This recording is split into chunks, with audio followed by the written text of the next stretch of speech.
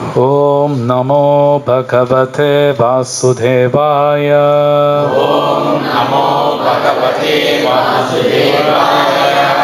Om Namo Bhagavate Vasudevaya. Om Namo Bhagavate Vasudevaya. Om Namo Bhagavate Vasudevaya. Om Namo Bhagavate Vasudevaya.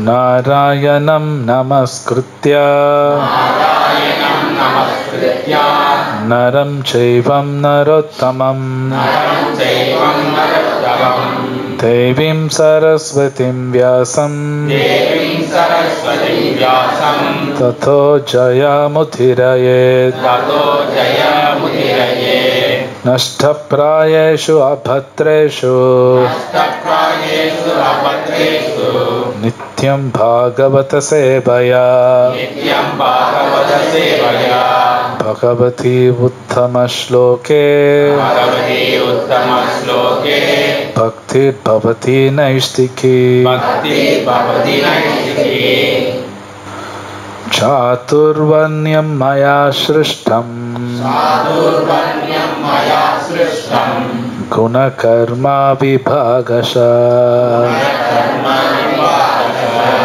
Tasya Kartarapi Mam Tasya Kartaramimam Vidyakartaramapyayam. Hare Krishna கூட சொல்லுங்க. சாதுர்வர்ணியம் மனித சமூகத்தின் 4 பிரிவுகள். மாயா என்னால் திருஷ்டம் படைக்கப்பட்டன. குண குணம் கர்ம செயல் விபாகஷ பிரிவுகளாய் தஷ்ய அதன் கர்த்தாரம் தந்தையாக அபி இருந்தும் மாம் நான் வித்தி நீ அறிவாயாக அகர்தாம் செய்யாதவனாக அவ்யயம் மாறுதலற்ற 3 வித இயற்கை குணங்களும் அவற்றின் செயல்களுக்கும் ஏற்ப மனித சமூகத்தின் 4 வகை பிரிவுகள் என்னால் ஏற்படுத்தப்பட்டன. இம்முறையை படைத்தவன் நானே ஆயினும் மாற்றற்ற என்னை செயலுக்கு அப்பாற்பட்டவனாக அறிந்துகொள். பொருளரை வழங்கிய ஸ்ரீ ஆசா பக்தி வேதாந்த சுவாமி பிரபுபாதுக்கு ஜெய். கடவுளே எல்லாவற்றையும் படைப்பவர். எல்லாம் அவரிடமிருந்தே பிறந்தன. எல்லாம் அவரிலேயே லயிக்கின்றன. அழிவிற்கு பின் எல்லாம் அவரிலேயே தங்குகின்றன. எனவே சமூகத்தின் நிலையின் 4 பிரிவுகளுக்கும் அவரே படைப்பாளி. இதில் முதல் பிரிவு சத்துவகுணத்தில் நிலை பெற்றுள்ள பிராமணர் என்று அழைக்கப்படும் அறிஞர் குலத்தோர். அடுத்து சத்திரியர் என்று அழைக்கப்படும் ரஜோகுணத்தில் நிலை பெற்றுள்ள ஆளும் குலத்தோர். வைசியர்கள் என்று அழைக்கப்படும் வியாபாரிகள் ரஜோகுணம் தமோகுணம் கலந்த குணமுடையோர். தொழிலாளர்களான சூத்திரர்கள் தமோ குணத்தில் உள்ளனர். மனித குலத்தின் இந்த 4 பிரிவுகளை படைத்தவராயினும் கூட பகவான் கிருஷ்ணர் இவற்றில் எந்த பிரிவையும் சேர்ந்தவர் அல்ல. ஏனெனில் அவர் மனித சமுதாயத்தின் கட்டுண்ட ஆத்மாக்கள் ஒருவர் அல்ல. மனித சமுதாயம் மிருக சமுதாயத்தை போன்றது. ஆனால் மிருக நிலையிலிருந்து மனிதரை உயர்த்தி அவர்களிடம் கிருஷ்ண உணர்வை முறையாக வளர்ப்பதற்காக மேற்கூறிய பிரிவுகள் பகவானால் படைக்கப்பட்டுள்ளன. ஒரு குறிப்பிட்ட செயலை செய்வதில் மனிதனுக்கு இருக்கும் நாட்டம் அவன் பெற்றுள்ள ஜட இயற்கையின் குணத்தை பொறுத்தது. அக்குணங்களுக்கேற்ப செய்யப்படும் செயல்களின் அறிகுறிகள் நூலில் 18ஆம் அத்தியாயத்தில் விளக்கப்பட்டுள்ளன. அவ்வாறு இருப்பினும் கிருஷ்ண உணர்வில் இருப்பவன் பிராமணனை விட உயர்ந்தவனாவான். பிராமணர் என்றழைக்கப்படுவோர் பரம பூர்ண உண்மையை பிரம்மனை அறிந்திருக்க வேண்டும் என்ற போதிலும் இவர்களில் பெரும்பாலோர் பகவான் ஸ்ரீ கிருஷ்ணரின் அருவ பிரம்மனையே நாடுகின்றனர். ஆனால் பிரம்மனின் எல்லைக்கு உட்பட்ட ஞானத்தை கடந்து பரமபுருஷ பகவானான ஸ்ரீ கிருஷ்ணரை பற்றி ஞானத்தை அடைந்தவர் கிருஷ்ண உணர்வில் உள்ளவர் அல்லது வைஷ்ணவர் என்று அழைக்கப்படுகிறார். கிருஷ்ண உணர்வு என்பது ராமர், நரசிம்மர், வராகர் போன்ற சுய விரிவங்களை பற்றிய அறிவையும் உள்ளடக்கியதாகும். கிருஷ்ணர் மனித சமூகத்தின் 4 பிரிவுகளுக்கு அப்பாற்பட்டவர் என்பதால் கிருஷ்ண உணர்வின் இருப்பவராயினும் மனித சமூகத்தின் எல்லா பிரிவுகளும் சமூகம், நாடு அல்லது இனம் என்று எப்படி பிரிந்திருந்தாலும் அத்தகு அப்பாற்பட்டவனான். ஹரி கிருஷ்ணா.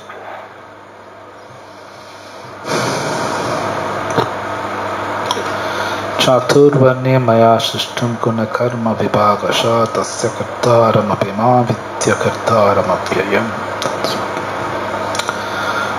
उमज्ञानातिमिरन्धस्य ज्ञानाञ्जनशलाकया चक्षुर्मिलितं येन तस्मै श्रीगुरवे नमः. श्रीचैतन्यमनोभीष्टं स्थापितं येन भूतले स्वयं रूपकदा मह्यं ददाति स्वपदान्तिकम्. वन्देऽहं श्रीगुरो श्रीयुतापदकमलं श्रीगुरुन् वैष्णवांश श्रीरूपं साग्रजातं सहगण रघुनाथान्वितं तं सजीवं साद्वैतं सावधूतं परिजनसहितं कृष्णचैतन्यदेवं श्रीराधा कृष्णपादान् सहगण ललिता श्रीविशाखावितांश. हे कृष्ण करुणा सिन्धो दीनबन्धो जगत्पते गोपेश गोपिका कुन्त राधाकान्त नमस्तुते. तप्तकाञ्चन गौराङ्गी राधे वृन्दावनेश्वरी वृषभानुसुते देवी प्रणमामि हरिप्रिये. वाञ्छाकल्पतरुभ्यश्च कृपा सिन्धुभ्येव च पावनेभ्यो वैष्णवेभ्यो नमो नमः. नमः ॐ विष्णुपादाय कृष्णपृष्ठाय भूतले श्रीमते भक्तिवेदान्त स्वामिनिति नामिने. नमस्ते सारस्वती देवी गौरवाणी प्रचारिणे निर्विशेष शून्यवादी पश्चात्देशतारिणे. जय श्री कृष्ण चैतन्य प्रभु नित्यानंद श्री भक्तवृंद. हरे कृष्णा कृष्णा कृष्णा हरे राम राम राम हरे. Okay.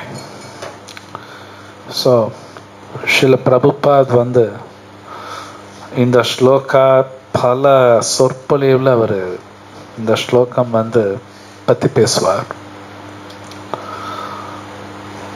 உண்மையில சொல்ல போனால் நம்ம நாட்டில் இன்னைக்கு நிறையா பிரச்சனைகள் வர்றதுக்கு ஒரு காரணம் இந்த ஸ்லோகா ஒன்று தெரியாதனால தான். ஆக்சுவலாக இந்த ஒரு ஸ்லோகம் ஒழுங்காக புரிஞ்சுக்காதனால நம்ம நாட்டில் பல பிரச்சனைகள் இருக்கு, இன்னைக்கும் நிறையா இருக்கு. ஏன்னா கிருஷ்ணா அவரே சொல்றார் இந்த இடத்துல, சாதுர்வர்ணம் 4 விதமான ஜனங்க இருக்காங்க அப்படிங்கிறார். 4 வர்ணங்கள். அது கிருஷ்ணர் சொல்றார், அவர் தான் படைக்கிறாருங்கிறார். 4 விதமான வர்ணங்கள் பகவான் தான் படைக்கிறார். அந்த 4 வர்ணம் கூட கிருஷ்ணர் கிளியரா சொல்றார், அவங்களோட குணத்துக்கு ஏத்தாப்புல தான் 4ஆ பிரிக்கிறார். பிறப்பு வச்சு கிடையாது. ஸோ இது புரிஞ்சுக்க ரொம்ப கஷ்டம் ஒன்றும் கிடையாது. 4 வர்ணங்கள் பிராமணா, க்ஷத்ரியா, வைஷ்யா, சூத்ரா. அப்போ 4 ஆசிரமங்கள், பிரம்மச்சாரி ஆசிரம, கிரகஸ்தா, வானப்பிரஸ்தா, சந்நியாசா. ஆக்சுவலி இந்த டிவிஷன்னா பிரிவு, இந்த பிரிவு இன்னைக்கு ஒழுங்கா இல்லாதனால தான் நிறைய பிரச்சனை இருக்கு. உதாரணத்துக்கு க்ஷத்ரியா அப்படின்னாலே, க்ஷத்ரியா அர்த்தம் என்னன்னா வயலன்ஸ்லேருந்து காப்பாற்றக்கூடியவன்னு அர்த்தம். அப்படின்னா வன்முறையிலேருந்து காப்பாற்றுறவங்க தான் க்ஷத்ரின்னு அர்த்தம். ஆக்சுவலி அதோட மீனிங் அப்படின்னா போலீஸ்ன்னு சொல்லலாம், மினிஸ்டர்ஸ், இவங்கெல்லாம் க்ஷத்ரியில் வருவாங்க. ஆனால் இன்னைக்கு இவங்க இருக்கிறவங்க அப்படி கிடையாது. இன்னைக்கு எப்படின்னா என்ன வேலை கிடைச்சதோ அவங்க எடுத்துக்குவாங்க. பொதுவாக இன்னைக்கு உலகம் அப்படித்தான் இருக்கு. எனக்கு இந்த வேலை தான் கிடைச்சது அதனால இதை பண்ணுறேன். ஆனால் ஆக்சுவலி வேதம் பிரகாரம் எப்படி இருக்குன்னா, ஆக்சுவலாக அவங்க குணத்துக்கு ஏற்றாப்புல தான் வேலை பண்ணுவாங்க. அவங்களுக்கு எது நல்லா வருதோ அந்த வேலை தான் பண்ணுவாங்க. எனக்கு இந்த வேலை செய்யணும்னு ஆசையாக இருக்குன்னு சொல்லி அந்த வேலை செய்ய மாட்டாங்க. சில பேருக்கு ஆசை இருக்கும் ஆனால் தகுதி இருக்காது, அப்போ அவங்க அந்த வேலை செய்யக்கூடாது. இன்னைக்கு நிறைய பேர் அந்த மாதிரி தான் ஆகுது. அந்த வேலை செய்யணும்னு ஆசை இருக்கும் ஆனால் செய்கிற தகுதி இருக்காது, அப்போ அவங்க செய்யக்கூடாது, அவங்க அந்த வேலை செய்யக்கூடாது. ஆனால் இன்னைக்கு அவங்க வந்து ஆசைப்படுறேன் எடுத்துக்குவாங்க, ஆனால் அந்த வேலை செய்ய தெரியாது, அந்த வேலையை செய்ய தெரியாது அவங்களுக்கு. அப்போ என்ன ஆகுனா பிரச்சனை வரும், சொசைட்டியில் பிரச்சனை வரும். நீங்கள் பகவத்கீதையில் கடைசியில் கிருஷ்ணர் க்ஷத்ரியன் பற்றி பேசும்பொழுது ஒரு 6 குணங்கள் இருக்குன்னு பேசுகிறார். கிருஷ்ணர் இத்தனை குணங்கள் இருக்கணும், க்ஷத்ரியன்னா இத்தனை குணங்கள் இருக்கணும்.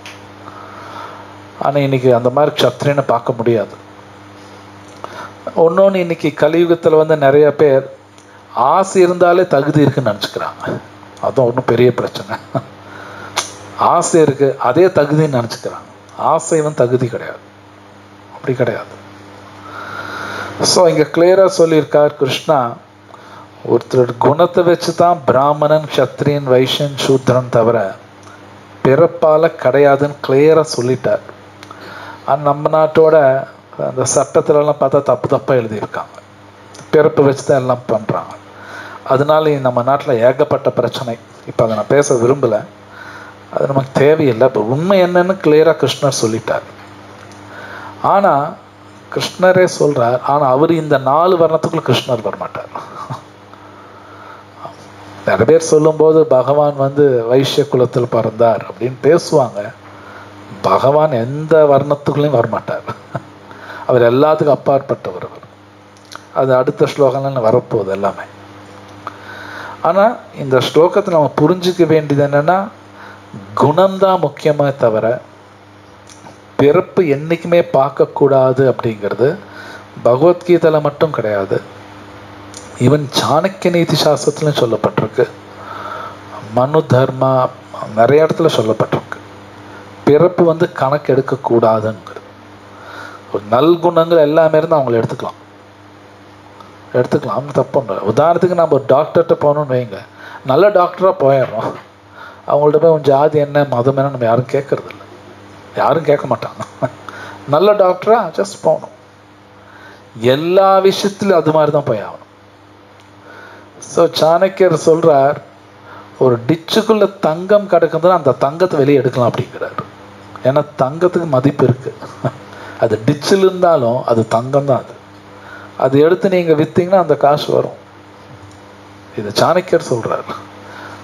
ஸோ அந்த வேல்யூபிள் சப்ஸ்டன்ஸ்னால அது எடுத்துக்கலாம். ஆக்சுவலி அது எதுக்கு சொல்றாருன்னா, ஒரு பெண்ணை பற்றி சொல்லும்போது தான் தங்கத்தோடு ஒப்பிடுறார். ஒரு பெண் ஒருவேளை ஒரு ரொம்ப நல்ல பெண், ஆனால் அந்த பெண் ஒரு மோசமான குடும்பத்தில் பிறந்தாலும் அந்த பெண்ணை கல்யாணம் பண்ணிக்கலாம் அப்படிங்கிறார். அந்த பெண்ணோட பேக்ரவுண்ட் பார்க்க வேணாம்.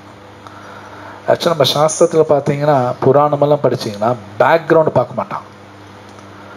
அவங்களுக்கு நல் குணங்கள் இருக்கும்போது பேக்ரவுண்ட் பார்க்க மாட்டாங்க. ஆனால் நார்மலாக இருக்கும்போது பேக்ரவுண்ட் பார்த்து தான் ஆகணும். சம்டைம்ஸ் பேக்ரவுண்டு பார்த்து தான் ஆகணும். ஆனால் பக்தன், தூய பக்தனா பேக்ரவுண்டு பார்க்க தேவையில்லை, இல்லைன்னா பேக்ரவுண்டு பார்க்கணும். அது கணக்கெல்லாம் இருக்கு. ஸோ கிளியராக கிருஷ்ணா இங்கே 4 விதமான ஜனங்கள், இந்த 4 விதமான ஜனங்கள் உலகத்தில் எல்லா இடத்துலையும் இருக்காங்க. இது இல்லாத ஒரு நாடுன்னு சொல்ல முடியாது. நீங்கள் எந்த நாட்டுக்கு போனாலும் அறிவாளி இருப்பாங்க, அதே மாதிரி போலீஸ் இருப்பாங்க, அதே மாதிரி விவசாயம் பண்ணுறவங்க இருப்பாங்க, தொழிலாளர்கள் இருப்பாங்க. இந்த 4 பேர் இல்லாத ஒரு ஊர் கூட கிடையாது இந்த உலகத்தில். சமஸ்கிருதத்தில் சொல்லும் பொழுது அந்த அறிவாளியை பிராமணன் அப்படின்னு சொல்லுவாங்க, அந்த போலீஸை வந்து க்ஷத்ரியன்னு சொல்லுவாங்க, விவசாயம் பண்ணுறவங்க வைஷ்யன்னு சொல்லுவாங்க, தொழிலாளர்கள் சூத்ரான்னு சொல்லுவாங்க. சமஸ்கிருதத்தில் அப்படி. நீங்கள் இப்படி பார்த்தீங்கன்னா எல்லா ஊர்லையும் எல்லோரும் இருக்காங்க, இல்லைன்னே சொல்ல முடியாது. இந்தியாவில் தான் ஜாதி இருக்குன்னு அப்படியெல்லாம் ஒன்றும் கிடையாது, உலகம் பூரா இருக்கு. வேறு பேரில் இருக்கும், அவ்வளோதான். நீங்கள் உலகத்தில் எந்த ஊருக்கு போனாலும் இதெல்லாம் இருக்கும், வேறு பேரில் இருக்குது. ஸோ இன்றைக்கி அடிப்படை இந்த பகவத்கீதா படிக்காதனால சில பேர் சுப்பீரியர்னா உயர்ந்தவங்க, இல்லை அவங்க கீழே. ஆனால் பாகவத்தில் கொடுக்கப்பட்டிருக்கு, பகவான் கிருஷ்ணர்கிட்ட பக்தி வரணும்னா யார் எந்த வர்ணத்தில் இருந்தாலும் வரும். இட்ஸ் நாட் தட் பிராமணன் ஆனா தான் பக்தி வரும்னு எங்கேயுமே சொல்லப்படலை. அப்படியெல்லாம் எங்கேயுமே கிடையாது, எங்கேயுமே கிடையாது. அவங்கவுங்க பகவத்கீதை கடைசியில் வரும், அவங்கவுங்க வேலையை பகவான் சன்படி கேட்டாலே பக்தி வரும். இது உண்மை. பொசிஷன் மாற்றிக்கணும் அவசியம் கிடையாது. அவங்கவுங்க இடத்துல இருந்துக்கிட்டு பகவான் சொன்னபடி பக்தி பண்ணால், பகவான் சொன்னபடி செய்தால் பக்தி வரும். பகவான்ட்டையும் போகலாம். இட்ஸ் நாட் தட் ஒருத்தன் பிராமணன் ஆனா தான் பகவான்கிட்ட போக முடியும்னு எங்கேயுமே சொல்லப்பட்டதில்லை. ஈவன் நீங்கள் ஆழ்வார்லாம் பாருங்கள், எல்லாரும் ஒன்றும் பிராமணாஸ் கிடையாது. ஈவன் எங்களோட ஆச்சாரிய சில பிரபுபாத், அவர் கோட் பிராமின் கிடையாது. பியூர் பிராமண ஃபேமிலி அவர் பிறக்கல. நிறைய ஆச்சாரியஸ் அப்படி தான் இருக்காங்க. எல்லாரும் பிராமணன் அவனும் கிடையாது. அப்படி எங்கேயும் கிடையாது. ஜஸ்ட் லைக் யார் வேணாலும் டாக்டர் ஆகலாம். டாக்டர் பையன் தான் டாக்டர் ஆகணும்னு எங்கே சொல்லியிருக்காங்க? அப்படி எங்கேயும் கிடையாது. ஸோ வேதம்ங்கிறது பல தடவை கேட்டிருப்பீங்க, வேதத்தில் ஒரு தப்பு கூட கிடையாது. Not even one. ஒரு தப்பு கூட பார்க்க முடியாது. சில புத்தி இல்லாதவங்க தப்பு இருக்குன்னு பேசுவாங்க. காரணம், சரியான குருட்ட போய் படிக்கல. அதனால தான் பிரச்சனை. அதுவும் இந்த அத்தியாயத்தில் பார்க்க போகிறோம். குருட்ட தான் போய் படிக்கணும். நானாக உட்காந்து வேதம் படிக்கக்கூடாது. நீங்கள் டாக்டர் ஆகுன்னா நீங்கள் காலேஜுக்கு போய் ஒரு ப்ரொஃபஸர் கீழே தான் படிக்கணுமா தவிர, நான் வீட்டில் மெடிக்கல் டெக்ஸ்ட் புக்கெலாம் வாங்கி வச்சு படித்து டாக்டர் ஆகிடுவேன்னா அது எப்படி ஆக முடியும்? இன்ஃபேக்ட் சீனியர் டிவோட்டீஸ் ரொம்ப அழகாக கிளாஸ்லன்னு சொன்னாங்க, யாராவது தனியாக உட்காந்து அவனே வேதம் படிக்க ஆரம்பித்தா கன்ஃபியூஷன் போயிடுவான். இது உண்மை. கன்ஃபியூஸ் ஆயிடுவான். தப்பாக புரிஞ்சுக்குவாங்க. இதெல்லாம் உண்மை. அவங்களா தனியாக உட்காந்து படிக்கக்கூடாது. சில பேர் சொல்லுவாங்க, ராமாயணத்தில் இது உண்மையிலே நடந்தது. ராமர் ஒரு சூத்ரன் வேதம் படிக்கணும்னு சொல்லி தலை வெட்டினார். இது உண்மை, பொய் கிடையாது. உடனே நிறைய பேர் சொல்லுவாங்க, ஏன் அவன் படிக்கக்கூடாதா? சூத்திர குணம் இருக்கிறவன் படிக்கக்கூடாது. இது எப்படி புரிஞ்சுக்கணும்னா, ஒரு பைத்தியக்காரன் கையில் போய் ஆட்டம் பாம் கொடுக்குமா? யாராவது போய் கொடுப்பாங்களா? அவன் நாட்டையே முடிச்சுடுவான். அவன் கையில் கொடுக்கக்கூடாது. நீங்கள் இந்தியாவில் நியூக்ளியர் ரியாக்டர்ஸ்ம்பாங்க. அப்படின்னா தமிழில் என்ன? இந்த கரண்டெல்லாம் எடுப்பாங்க. அதோட சீக்ரெட் நீங்கள் யாரும் போய் கேளுங்க, சொல்ல மாட்டாங்க. அது கவர்மெண்ட் ரொம்ப சீக்ரெட்டாக வச்சுருக்கோம். அது எல்லாத்துக்கும் கொடுக்காது. ஏன்னா அது தப்பான ஆளுக்கு கொடுத்தா மிஸ்ஹேண்டில் பண்ணான்னு வைங்க, உலகமே போயிடும். அது ரொம்ப சீக்ரெட்டாக வச்சுருப்பாங்க. நியூக்ளியர் விஷயம் எல்லாத்துக்கும் கொடுக்க மாட்டாங்க. ராமர் ஏன் அது பண்ணார்னா, ஒரு தப்பான ஆளுக்கு அதிக அறிவு கொடுக்கக்கூடாது. டேஞ்சர். அது ரொம்ப டேஞ்சர். அறிவு கொடுக்கணும், சரியான ஆளுக்கு தான் கொடுக்கணும். தப்பான ஆளுக்கு கொடுத்தா பிரச்சனை. ராமர் அந்த சூத்ராவுக்கு ஏன் கொண்டார்னா, அவன் சூத்ர குடும்பத்தில் பிறந்துக்காக கொல்ல, அவன் குணங்கள் சூத்ரா. அவன் சூத்ர குணங்கள் இருக்குது. வேதம் கொடுத்தானா எக்ஸ்ப்ளாய்ட் பண்ணுவாங்க. அப்படின்னா மக்களை தப்பாக யூஸ் பண்ணுவாங்க. இன்னைக்கு அது நடக்குது. இன்னைக்கு பாருங்க, நிறைய பேர் சொல்லுவாங்க, இந்த டாக்டர் போனால் ஏமாத்திடுவான்ப்பா அப்படிம்பாங்க. சில பேர் சொல்லுவாங்க, இந்த டாக்டர் ஒரு மாதிரியான ஆள், இந்த இன்ஜினியர் ஒரு மாதிரியான ஆள், இந்த வியாபாரி ஒரு மாதிரியான ஆள் சொல்கிறாங்க. எல்லா டாக்டரும் மோசம் கிடையாது. ஆனால் சில பேர் ஏன் மோசமாக இருக்காங்கன்னா, தப்பான ஆளுக்கு அந்த அறிவு கொடுக்கப்பட்டிருக்கு. இந்த நாட்டில் அது நடந்திருக்கு. தப்பான ஆளுக்கு இந்த அறிவு கொடுக்கப்பட்டா இந்த பிரச்சனை வரும். ஸோ குணத்தை பார்த்து தான் அறிவு கொடுப்பாங்க. நீங்கள் புராணமெல்லாம் படிச்சீங்கன்னா அப்படி தான் வரும். ஏகலவ்யன் என் அறிவு நிறையா கேட்டார், துரோணாச்சாரிய கொடுக்கல. நிறைய பேர் துரோணாச்சாரியர் தப்பாக பேசுவாங்க. அவர் ஏன் கொடுக்கல? ஏகலவ்யன் ஒரு சூத்ரன் அதனால கொடுக்கல. இன்னும் அவன் சூத்ரன் மட்டும் இல்லை, அரக்கன், அவன் அசுரன், நல்ல ஆள் கிடையாது. துரோணாச்சாரிய அதனால அறிவு கொடுக்க மாட்டேன்ட்டார். ஆனால் அவன் திருடிட்டான், அறிவு திருடிட்டான்.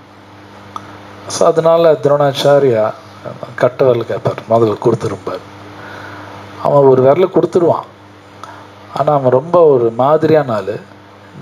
இந்த விரல கொடுத்துவான், லெஃப்ட் ஹேண்ட் மாதிரி லெஃப்ட் ஹேண்டில் கற்றுக்குவான். இது உண்மையிலே நடந்தது. லெஃப்ட் ஹேண்ட்லேயும் அதே மாதிரி பழையபடி வந்துட்டான். பயங்கர நல்லா அர்ஜுனுக்கு ஈக்குவலாக வில் அடிப்பான். கிருஷ்ணர் கொண்டுருவார். ஏகலவ்யன் கொள்றதே கிருஷ்ணர் தான். ஏன்னா ஏகலவ்யன் ரொம்ப மோசமான ஆள். ஜராசந்தன் போய் சேர்ந்துருவான். பாவதம் படிச்சீங்கன்னா வரும்.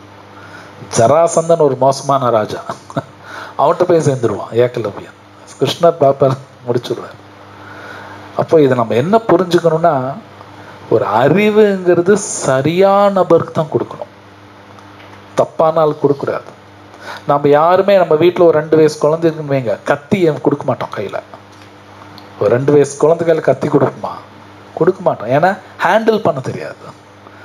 ஒன்றா தன்னை குத்திக்கும், இல்லை யாராவது குத்திடும், ஏதோ ஒன்று நடக்கும். அது மாதிரி இந்த அறிவுங்கிறது சரியான நபருக்கு கொடுக்கணும். இது உண்மையிலே நம்ம நாட்டில் நடந்தது, ஒரு காலத்தில் நடந்தது, இப்போ நடக்கிறது இல்லை. இப்போ யார் வேணாலும் அறிவு வாங்கிக்கணும். இப்போல்லாம் அறிவு பணம் கொடுத்து வாங்குறாங்க. இப்போ இன்னைக்கு அதுதான் நடக்குது. நீங்கள் பணம் இருந்தால் டாக்டர் ஆகலாம், பணம் இருந்தால் என்ஜினியர் ஆகலாம். ஆனால் ஒரு காலத்தில் அப்படி கிடையாது. அறிவு இருக்கணும், நல்குணங்கள் இருக்கணும், எல்லாமே பார்ப்பாங்க. அதுவும் டாக்டர் ஆகணும் அப்படின்னாலே அந்த ஆக்சுவலாக அதுக்கு கிரைட்டீரியானா தகுதி. ஒரு கால டாக்டர் ஆகுன்னா அறிவு இருக்கணும், பணத்து மேலே ஆசை இருக்கக்கூடாது, நல்குணங்கள் இருக்கணும். இத்தனை பார்த்தா தான் அந்த மருத்துவ அறிவே கொடுப்பாங்க, இல்லை கொடுக்க மாட்டாங்க. ஆனால் இன்னைக்கு நீங்கள் பணம் கட்டி டிகிரி வாங்கலாம், அந்த மாதிரி ஆயிடுது. ஸோ இதெல்லாம் ஆக்சுவலி நம்ம நாட்டில் இந்த வேதத்துலலாம் சொல்லப்பட்டிருக்கு, இப்படி தான் அறிவு கொடுக்கணும்னு. பட் இந்த ஸ்லோகத்தில் இருக்கிற மாதிரி இன்னைக்கு நடக்கிறது இல்லை. அதனால தான் நாட்டில் நிறைய பிரச்சனை இருக்குது. நிறைய பேர் பகவத்கீதை படிக்காதனால பகவான் தான் ஜாதி உண்டாக்குனாரு, எதோ பைத்தியக்காரதமாக பேசுகிறான். ஆனால் பகவான் உண்டு பண்ண 4 வர்ணங்கள் வேற, இவங்க பேசுகிற ஜாதி வேற, ரெண்டு ஒன்றும் கிடையாது. வர்ணாசிரமம் வேற, இப்போ நம்ம இந்தியாவில் பேசக்கூடிய ஜாதிகள் வேற, ரெண்டு ஒன்றும் இல்லை. பேர் பார்க்குறதுக்கு ஒன்றா இருக்கலாம், ஆனால் உள்ளுக்கிற விஷயம் வேற. இங்கே பிராமணா சொல்கிறதுக்கும் இன்னைக்கு இந்தியாவில் பிராமணா சொல்கிறதுக்கு வித்தியாசம் இருக்குது. இது வேற. ஆக்சுவலி பகவான் பர்ஃபெக்டாக எல்லாம் கொடுத்துருக்காரு. ஸோ முன்னாடி சொன்னபடி பகவத்கீதையிலையோ வேதத்திலையோ புராணங்களையோ தப்புன்னு ஒன்று கிடையாது, கரெக்டாக கொடுத்துருக்காங்க. அவங்க ஸ்லோகங்கள் எல்லாமே பர்ஃபெக்ட், சரியாக புரிஞ்சுக்கணும். அது ஒரு குருட்ட போய் தான் புரிஞ்சுக்கணும், நாமள உட்காந்து படித்து புரிஞ்சுக்கூடாது, அது டேஞ்சர். ஓகே, அடுத்த ஸ்லோகா.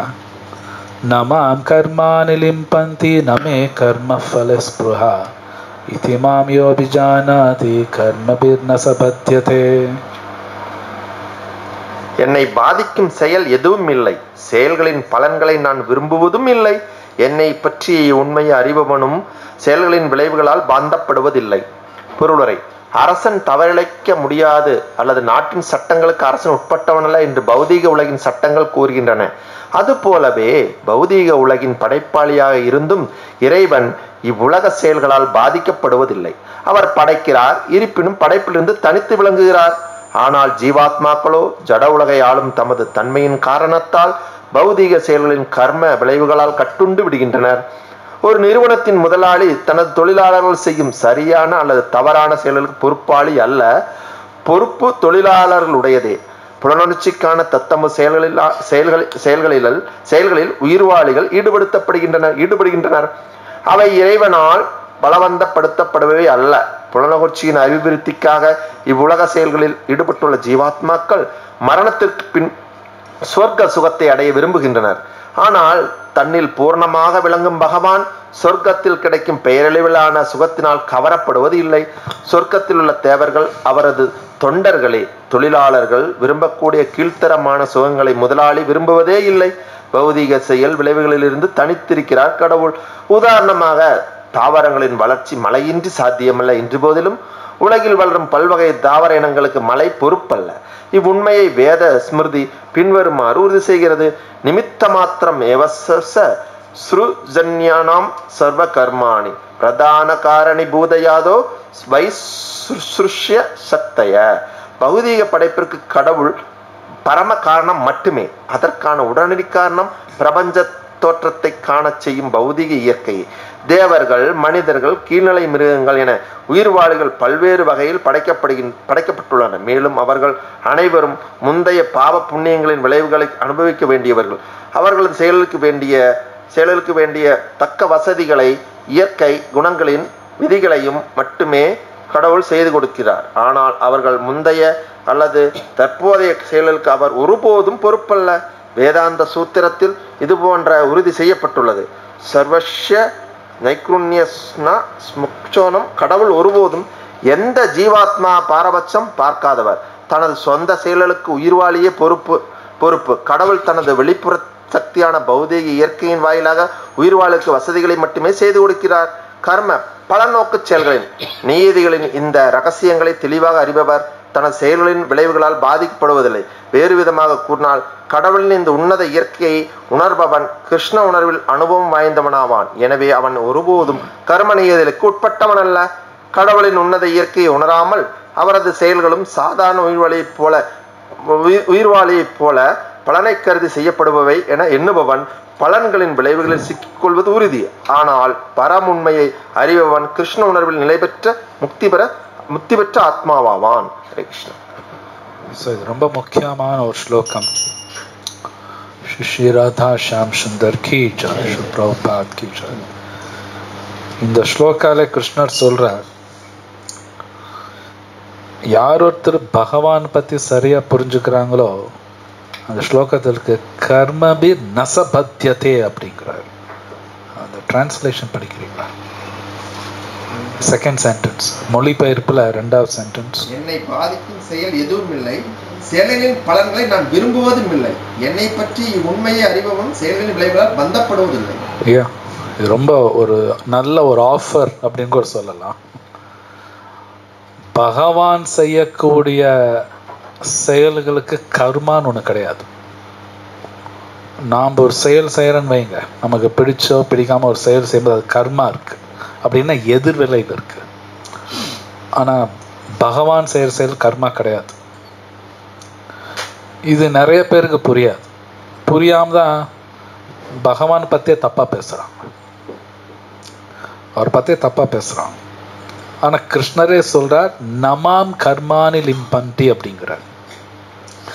ஒரு கர்மம் கூட பகவான் எஃபெக்ட் பண்ணாது. உதாரணத்துக்கு பகவான் சில பேரை வதம் பண்ற மாதிரி இருக்கும், ஆனா அது கர்மாலாம் வராது அவருக்கு வராது. பகவான் திருடுற மாதிரிலாம் வரும் ஒரு இடத்துல, அது கர்மா வராது. பகவான் பல பேர் கூட விளையாடுற மாதிரிலாம் வரும், பெண்களோட விளையாடுற மாதிரிலாம் வரும், கர்மா வராது. ஆனா நாம வதம் பண்ணாலோ நாம திருடினாலோ அதுக்கு எதிர்விளைவு இருக்கு, பிரச்சனை வரும். ஆனா பகவானுக்கு வராது. ஆனா இது புரிஞ்சுக்கணும்னா குரு தேவை, குரு வேணும். பகவானோட செயல்கள் பார்த்தா மனிதன் செயல்கள் மாறி இருக்கும், ஆனா நோ, அது சாதாரண செயல் கிடையாது. இது ரொம்ப நிறைய இடத்துல சொல்லப்பட்டிருக்கு, பாகவத்திலையும் சொல்லப்பட்டிருக்கு, பகவத்கீதையில இங்கேயும் வருது. ஸோ அவர் நடுவில் இந்த பொருள் வரை ஒரு முக்கியமான ஸ்லோகம், அந்த ஸ்லோகத்தோட டிரான்ஸ்லேஷன் படிங்களேன், அது ரொம்ப முக்கியமானது. பௌதீக படைப்பிற்கு கடவுள் பரம காரணம் மட்டுமே. அதற்கான உடனடி காரணம் பிரபஞ்ச தோற்றத்தை காண செய்யும் பௌதீக இயற்கையே. இது ரொம்ப முக்கியம். இந்த உலகத்துல உதாரணத்துக்கு இப்ப என் வாழ்க்கையில என்ன ஒருத்தர் ஏமாத்துறான்னு வைங்க, என்ன ஒருத்தர் ஏமாத்திட்டார் ஏதோ ஒரு விஷயத்துல, ஏமாத்திட்டு எங்கேயோ போயிட்டார், இனி என்னால் ஒன்றும் பண்ண முடியாது. இந்த ஸ்லோகம் வச்சு புரியும் பொழுது, என்ன ஒருத்தர் ஏமாத்தினா அந்த அரேஞ்ச்மெண்ட் பண்ணதே கிருஷ்ணா தான். ஆனா கிருஷ்ணா காரணம் கிடையாது. என்னோட கர்மா, நான் ஏமாறணும், இந்த பணத்தை நான் தொலைக்கணும், இல்லை இந்த வியாதி எனக்கு வரணும், இல்லை இந்த அவமானம் எனக்கு வரணும், என்னோட விதி. அது அரேஞ்ச் பண்றது கிருஷ்ணா தான், அதுல எந்த விதமான சந்தேகம் கிடையாது. ஆனா கிருஷ்ணா காரணம் சொல்லக்கூடாது. சில பேர் நிறைய பேர் சொல்லுவாங்க, கடவுள் எனக்கு அநியாயம் பண்ணிட்டாரு. நோ, அது ரொம்ப தப்பு, சொல்லவே கூடாது. என்னோட கர்மா, அவ்வளவுதான், அது என்னோட கர்மா. இது நான் பல தடவை ஒரு உதாரணம் சொல்லிக்கிட்டே இருப்பேன். ஒரு பையன் கிளாஸ்ல ஃபெயில் ஆகிறான், பரீட்சையில ஃபெயில் ஆகிறான். அவனை போய் கேட்குறோம், நீ பாஸா ஃபெயிலான்னு கேட்குறோம். அவன் டீச்சர் என்னை ஃபெயில் பண்ணிட்டாங்க அப்படின்னா அதை நான் ஒத்துக்க மாட்டான், அந்த பதில் ஒத்துக்க மாட்டான். நீ ஒழுங்கு அதுலையும் சொல்லுப்போம். டீச்சர் என்ன ஃபெயில் பண்ணா அது நம்ம அந்த பதிலை ஒத்துக்க மாட்டோம். நீ ஒழுங்கா எழுதுன்னு சொல்லு, ஃபெயில் ஆயிட்ட. டீச்சரை சொல்லக்கூடாது. ஆனால் டீச்சர் தான் ஃபெயில் பண்றாங்க, இல்லைன்னு கிடையாது. ஆனால் டீச்சர் காரணம் கிடையாது. ஸோ என் வாழ்க்கையில ஒரு அடி விழுகுதுனாலே நான் தான் காரணம். இது நான் கடவுள் நான் தினம் கோயிலுக்கு போறேங்க, பகவத்கீதை படிக்கிறேங்க, எனக்கு ஏன் இப்படி பண்ணிட்டாரு, இதெல்லாம் பேசக்கூடாது. பேசவே கூடாது. மேபி நான் பகவத்கீதை டெய்லி படிக்கலாம், எனக்கு ஏன் இது நடக்கும் சில பேர் கேள்வி கேட்கலாம். அதுக்கு பதில் எப்படி வருதுன்னா, ஒன்று மோசமாக நடக்கிறது இவ்வளவு கம்மியாக நடந்திருக்கு, இதுதான் உண்மை. இன்னும் மோசமாக நடக்க வேண்டியது இதோடு நிற்குது. இந்த அரேஞ்ச்மெண்ட்ஸ் நமக்கு தெரியாது. இன்னொன்று, யார் ஹரே கிருஷ்ணா மகாமந்திரம் சொல்கிறாங்களோ இது உண்மை, அவங்களுக்கு நல்லதான் நடக்கும். இது புரிஞ்சுக்கிறது கஷ்டமாக இருக்கும், ஆனால் இது உண்மை. ஹரே கிருஷ்ணா ஒருத்தர் சொல்கிறாங்கனாலே அவங்களுக்கு நல்லதான் நடக்கும். ஏன்னா கிருஷ்ணா பகவத்கீதை சொல்கிற மகாத்மா அனஸ்து மாம் பார்த்தா தெய்வீம் பிரகிருதி ஆச்சரித்தா அப்படிங்கிறார். ஒருத்தர் நாம சொல்கிறாங்கன்னா என்னோட கண்ட்ரோல் இருக்காங்க அப்படிங்கிறார். பகவானோட கண்ட்ரோல் இருக்கும்போது அவங்களுக்கு எப்படி கெடுதல் நடக்கும்? ஆனால் இல்லையா, எனக்கு இது நடக்குது அது நடக்குதுன்னு சில பேர் சொல்லலாம். பகவான் எனக்கு புரிய வைக்க பார்க்குறாரு. இந்த உலகம் டெம்பரரின்னு புரிய வைக்க பார்க்குறாரு. இந்த உலகத்தில் உன்னை எவனும் காப்பாற்ற மாட்டான், நான் தான் உன்னை காப்பாற்றுவேன்னு புரிய வைக்க பார்க்குறாரு. கிருஷ்ணர் இந்த புரிய வைக்க பார்க்குறாரு, தான் உண்மை. உன்னோட பகவான் செயல்ல கெடுதல் ஒன்று கிடையாது, ஒன்று கிடையாது. ஆக்சுவலி அப்படி ஒன்று கிடையாது. இது ஈசோபனிஷத்துலையும் பேசப்பட்டிருக்கு. ஏன்னா பகவான் நல்லவர்னா அவர் செய்யக்கூடிய எல்லா செயல்களும் நல்லது தான், அதில் கெடுதல் ஒன்று கிடையாது, ஆக்சுவலி கிடையாது. நான் தான் அப்படி புரிஞ்சுக்கிறேன். ஒரு உதாரணத்துக்கு, ஒரு டாக்டர் இருக்கார், ஒரு பேஷண்ட்டுக்கு சொல்கிறார், ஓகே எல்லாம் ஓகே, உனக்கு எல்லாம் நல்லா தான் இருக்கும், ஒன்றும் பிரச்சனை இல்லை, நீ வீட்டுக்கு போயிடு, ஜஸ்ட் 2 நாள் மாத்திரை சாப்பிட்டு சரியாக போயிடுப்பார். இன்னொரு பேஷண்ட், நீ 15 நாள் ஹாஸ்பிட்டலைஸ் இருப்பார், 15 நாள் நீ ஆஸ்பத்திரியிலே இருப்பார். உடனே எனக்கு ஒரு கருணையை காட்ட மாட்டேங்கிறாரு, என்ன ஆஸ்பத்திரியில் படுங்கிறாரு, அவனை வெளியே போக சொல்லிட்டாருன்னா, இன்னும் உன்னோட வியாதி அப்படி. டாக்டர் 2 பேருக்கும் கருணை காட்டுறாரு. 15 நாள் ஏன் இருக்க சொல்கிறாருன்னா அப்போ தான் உனக்கு வியாதி போகும். வெளியிலேருந்து பார்க்குறதுக்கு ஒருத்தர் ஒரு மாதிரி டீல் பண்ணாலும் டாக்டர் 2 பேர்த்துக்கும் கரெக்டாக தான் இருக்கார். ஸோ பகவான் சம்டைம்ஸ் கொடுக்குறாருன்னா அது அப்படி புரிஞ்சக்கூடாது, எனக்கு புரிய வைக்க பார்க்குறாரு. இன்ஃபேக்ட் பகவத்கீதையில் சொல்கிறப்ப இது துக்க ஆலயம்னு புரிஞ்சுக்கோங்கிறாரு. நாம் புத்தி நமக்கு ஏற மாட்டேங்குது. இங்கே உட்காந்து நான் சந்தோஷமாக இருக்கணும், சந்தோஷமாக நான் அடம் பிடிக்கிறேன். கிருஷ்ணர் இது முடியாதுங்கிறார். கிருஷ்ணர் சொல்றார் முடியாதுங்கிறார், துக்காலயம்ங்கிறார். சுஹுத்தம் சர்வபூதானாம், கிருஷ்ணர் சொல்றார் நான் தான் உன்னோட பெஸ்ட் ஃப்ரெண்டுங்கிறார். ஆனால் அவர் விட்டு போட்டு உலகத்தில் எல்லாரும் என் ஃப்ரெண்டாக இருக்கும் நான் பார்க்குறேன். கிருஷ்ணர் சொல்றார், நம்ம கேட்கணும். ஸோ இந்த ரஜோ குணா தமோ குணா நமக்கு இருக்கிற வரைக்கும் இந்த சாஸ்திரம் நமக்கு டக்குன்னு ஏறாது, கஷ்டம் அது. ஸோ சைத்தன்ய மகாபிரபு அந்த நாமத்தை கொடுக்குறார், ஹரே கிருஷ்ணா கிருஷ்ணா கிருஷ்ணா ஹரே ஹரே, ஹரே ராம ராம ராம ஹரே ஹரே. இந்த நாமா சொல்லும் பொழுது சத்வகுணத்திலிருந்து மேலே போவாங்க. ஆக்சுவலி அப்போ இந்த சாஸ்திரம் ஈஸியாக புரியும். ஸோ இந்த ஸ்லோகத்தில் கிருஷ்ணரே சொல்கிறபடி அவருக்கு ஒரு கர்மாவும் கிடையாது. பகவான் செய்கிற செயலுக்கு கர்மான்னு ஒன்று கிடையாது. அவர் எது செஞ்சாலும் டாப் கிளாஸ், எது செஞ்சாலும் பர்ஃபெக்ட் தான். அப்போது இதை நம்ம புரிஞ்சிக்க வேண்டியது என்னென்னா, நம்ம என்றைக்குமே பகவானை குறை சொல்லக்கூடாது. எனக்கு மட்டும் அநியாயம் பண்ணிட்டார், அது பண்ணிட்டார், இது பண்ணிட்டார், அது புத்தி இல்லாதவங்க பேசுறது. அதுக்கு தான் பகவத்கீதா டெய்லியும் படிக்கணும், டெய்லி படிக்கணும். பகவத்கீதா டெய்லி படிக்கணும்னு கிருஷ்ணரே சொல்கிறார், சிவபெருமான் சொல்கிறார், பல பேர் சொல்கிறாங்க. பகவத்கீதா டெய்லி படிக்கணும். பகவத்கீதா டெய்லி படிக்காமல் ஹரே கிருஷ்ணா சொல்லாமல் எல்லாம் இந்த லைஃப்பில் ஏதோ நம்ம வாழ்க்கையில் அப்படியே சேஞ்சஸ் வந்துடும், அதெல்லாம் ஒன்றும் நடக்காது. அப்படியெல்லாம் ஒன்றும் வராது, நத்திங். அந்த பொருளுரையில ஒரு சென்டென்ஸ் கூட வருது, இந்த வேதாந்த சூத்ரான்னு ஒரு இடத்துல வருது அந்த பொருளுரையில. அது படிக்கிறீங்களா? வேதாந்த சூத்திரத்தில் இது உறுதி செய்யப்படுகிறது. கடவுள் ஒருபோதும் ஜீவாத்மாவுக்கு பாரபட்சம் பார்க்காதவர், தனது சொந்த செயலுக்கு உயிர்வாழியே பொறுப்பு. ரொம்ப முக்கியமானது. பகவான் வந்து பார்ஷியாலிட்டி எல்லாம் காட்டுறது கிடையாது, பார்ஷியாலிட்டி கிடையாது. பகவத்கீதை நமே துவேஷோ ந அஸ்தி ந பிரியா, கிருஷ்ணன் சொல்ற நமே துவேஷம், எனக்கு யார் மேலும் துவேஷம் கிடையாது அர்ஜுனாங்கிற ஸ்லோகம் இருக்கு பகவத்கீதால. யாருக்கும் பார்ஷியாலிட்டி, யாராருக்கும் என்னன்னு அது கொடுக்குறாரு. அது நெக்ஸ்ட் சென்டென்ஸ் என்ன? உயிர்வாழி தான் உயிர்வாழியே பொறுப்பு. என்னோட வாழ்க்கையில பிரச்சனை நான் தான் பொறுப்பு. இட்ஸ் நாட் தட் என்ன கல்யாணம் பண்ணவங்க இல்லை என் குழந்தைங்க, என் கூட பிறந்தவங்க, பெற்றோர்கள், அவங்கெல்லாம் பொறுப்பெல்லாம் கிடையாது. ஆனால் ஜென்ரலாக உலகத்தை எல்லாம் அடுத்தவங்க மேலே தான் போடுவோம். பிரபுபாத இங்கே எழுதுற, என் வாழ்க்கையில் வர கஷ்டம் நான் தான் 100% நான் தான் பொறுப்பு. இந்த உண்மையை நான் புரிஞ்சுக்கிட்டா தான், சொல்லப்போனால் ஏற்றுக்கிட்டா தான் நான் மாறுவேன்.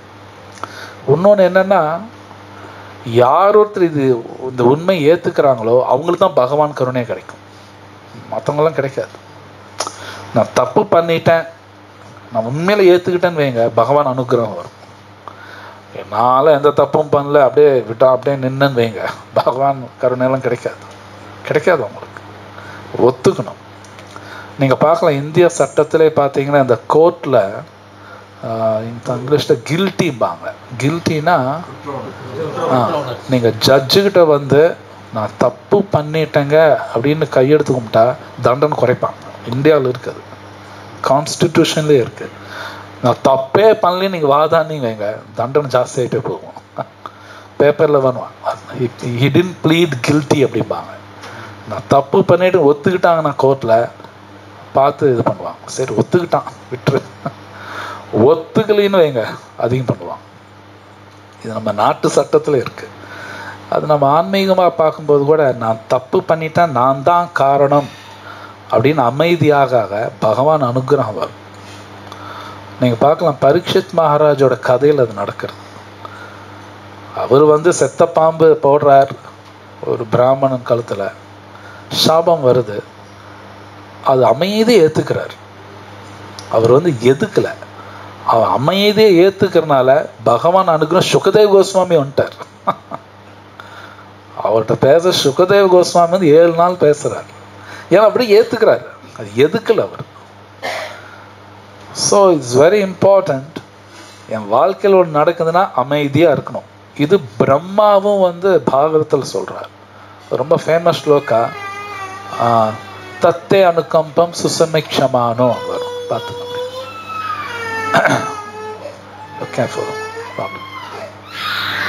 பாகவத்தில் பிரம்மா அது சொல்றார். வாழ்க்கையில் அடி மேல அடி ஒழுகும் பொழுது அவர் சொல்றார் அமைதியா அப்படிங்கிறார். பிரம்மா சொல்றார், பாகவத்தில் இருக்கு, தத்தே அனுகம்பம் சுசிக்ஷமான பூஞ்சானேவாத்மா கிருத்தம் விபாக்கம் விததன் நமஸ்தே. நமஸ்தேனா கஷ்டம் வரும்போது 2 கை கூட்டி கிருஷ்ணா நாமா சொல்லிட்டு அமைதி யாரு இருக்காங்களோ அவனுக்கு எல்லாமே கிடைக்குமா. இது பிரம்மா சொல்றார். ஸோ அப்போ பகவத்கீதை டெய்லி படிக்க தான் புரியும். சொல்லப்போனால் இனி அவன் குவைட்டாக இருப்பான், யார் எதுவும் சொல்ல மாட்டாங்க, நான் தான் ரெஸ்பான்சிபிள், ஜஸ்ட் குவைட்டாக இருப்பான். அவங்களுக்கு பகவான் அனுகிரகம் வரும். ஏன்னா பகவான் சொன்படி கேட்குறான்.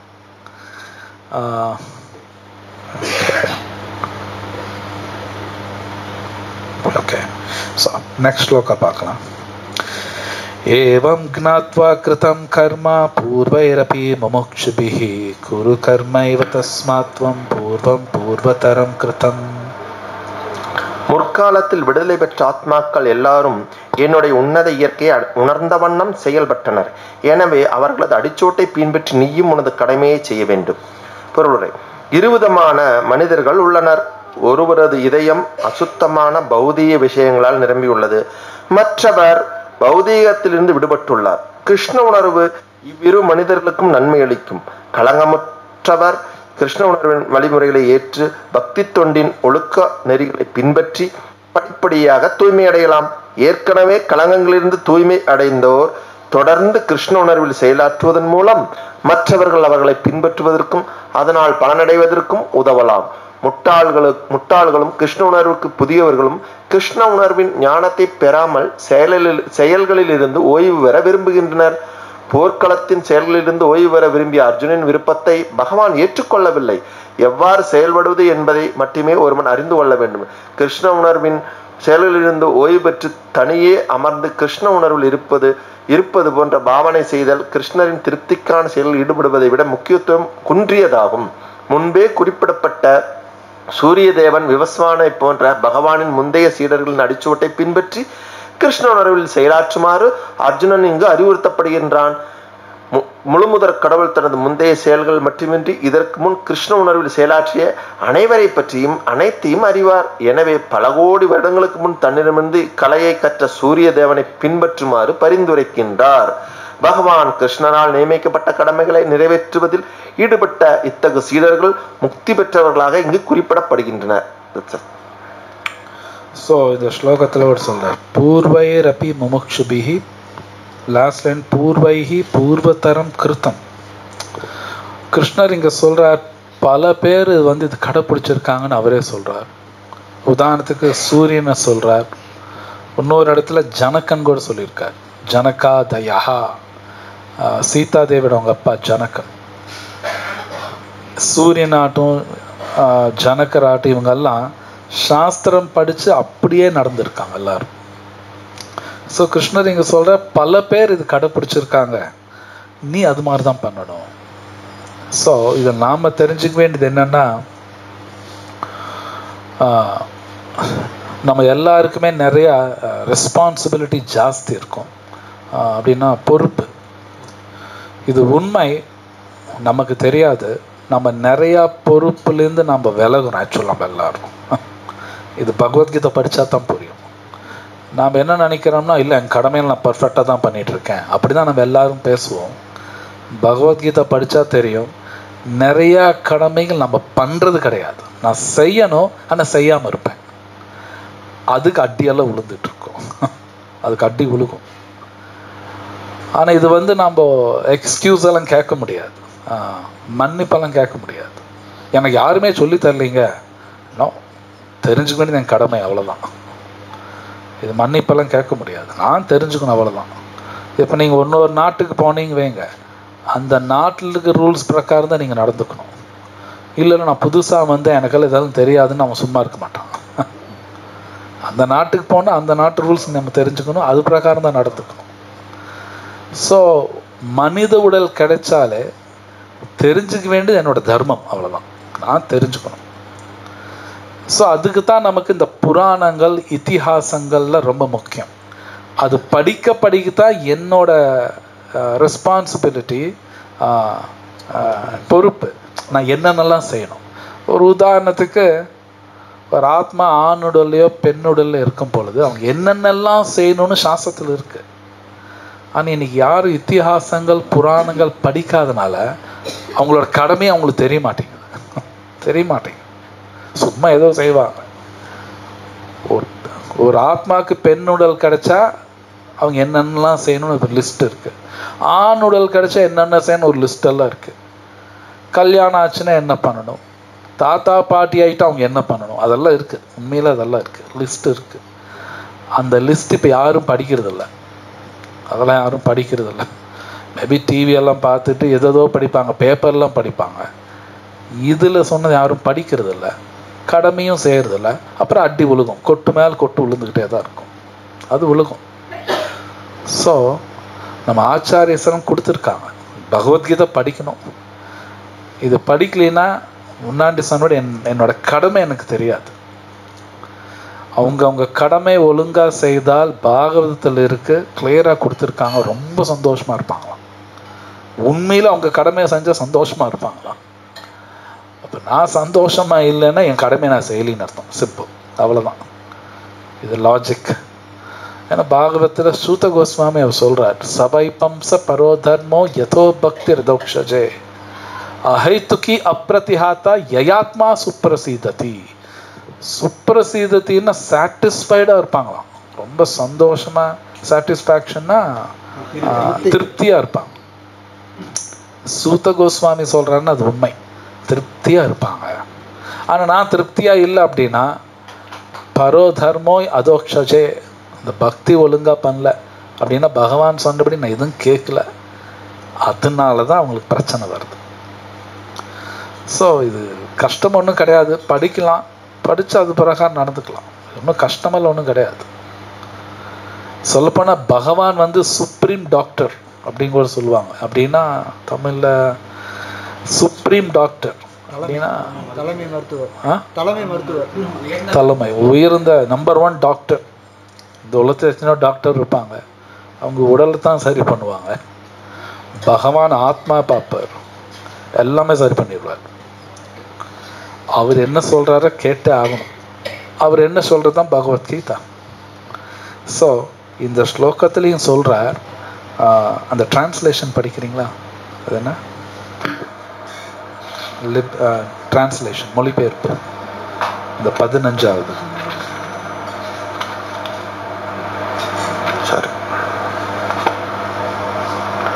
முற்காலத்தில் விடுதலை பெற்ற ஆத்மாக்கள் எல்லாரும் என்னுடைய உன்னத இயற்கையை உணர்ந்த வண்ணம் செயல்பட்டனர். முற்காலத்துல என்னுடைய உன்னத இயற்கையை உணர்ந்த வண்ணம் ஆத்மாக்கள் ஒன்று படிச்சீங்கல்ல, முற்காலத்தில் விடுதலை பெற்ற ஆத்மாக்கள். விடுதலை பெற்ற ஆத்மாக்கள் அப்படின்னா, உதாரணத்துக்கு நீங்க மகாபாரதம் படிச்சீங்கன்னா, திரௌபதி எப்படி நடந்துக்கிட்டாங்க, ஒரு பெண் எப்படி நடந்துக்கும் நீங்க படிக்கலாம். மகாபாரதம் நல்ல தமயந்தி கதை வரும், தமயந்தி எப்படி நடந்துக்கிட்டாங்கன்னு பார்க்கலாம். நீங்கள் ராமாயணத்தில் பார்த்தீங்கன்னா சீதையாகட்டும், ஊர்மிளையாகட்டும், கௌசல்யாகட்டும், சுமித்ராவாகட்டும், ஒருத்தர் ஒரு கேரக்டர் இருப்பாங்க. பட் எல்லாமே ஹை கிளாஸ். படித்தா தான் தெரியும் நான் என்ன பண்ணணும்னு, படித்தா தான் தெரியும். அது நம்ம எல்லாம் படிக்கணும் கண்டிப்பாக. மேபி நீங்கள் நல்ல தமயந்தி கதையில் நிறைய பேர் யாரும் படிக்க மாட்டாங்க. ஸோ பியூட்டிஃபுல், நிறையா விஷயம் இருக்குது அதில். சினிமாக்காரங்களை பற்றி படிப்பாங்க, அவங்கள பற்றிலாம் கேட்குறாங்க, இட்ஸ் யூஸ்லெஸ். ஆனால் அந்த ராமாயணம் படிச்சு பாருங்க, மகாபாரதம் நிறைய வரும், 1-2 கிடையாது. உண்மையிலே நாம் என்ன பண்ணணுங்கிறது ஏற்கனவே நிறைய பேர் செஞ்சு காட்டிட்டாங்க. அதுதான் கிருஷ்ணர் இங்கே சொல்றார், அதை போய் பாரு அப்படிங்கிறார். நிறைய பேர் செஞ்சுருக்காங்க.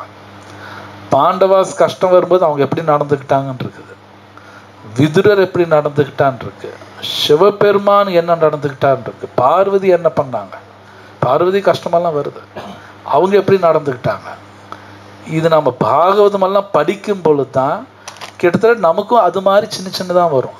அவங்க அளவுக்கெல்லாம் வராது, நமக்கு துளுண்டு வரும். அப்போ எனக்கு தெரியும். ஸோ கிருஷ்ணரே இங்கே சொல்றார், முன்னாடி காலத்தில் பல பேர் பண்ணியிருக்காங்க, அவங்களோட ஃபுட் ஸ்டெப்ஸில் போ அப்படிங்கிறார். அப்படின்னா ராமாயணம், மகாபாரதம், பாகவதம் படிக்கணும். சில பேர் புத்தி இல்லாதவங்க ஏதோ பழசுங்கிறாங்க, பழசு தான், ஆனால் அதில் இன்ஃபர்மேஷன் கோல்டு மாதிரி, அது என்றைக்கும் வேல்யூ இருக்குது அதுக்கு, அது ரொம்ப ரொம்ப முக்கியம் அது.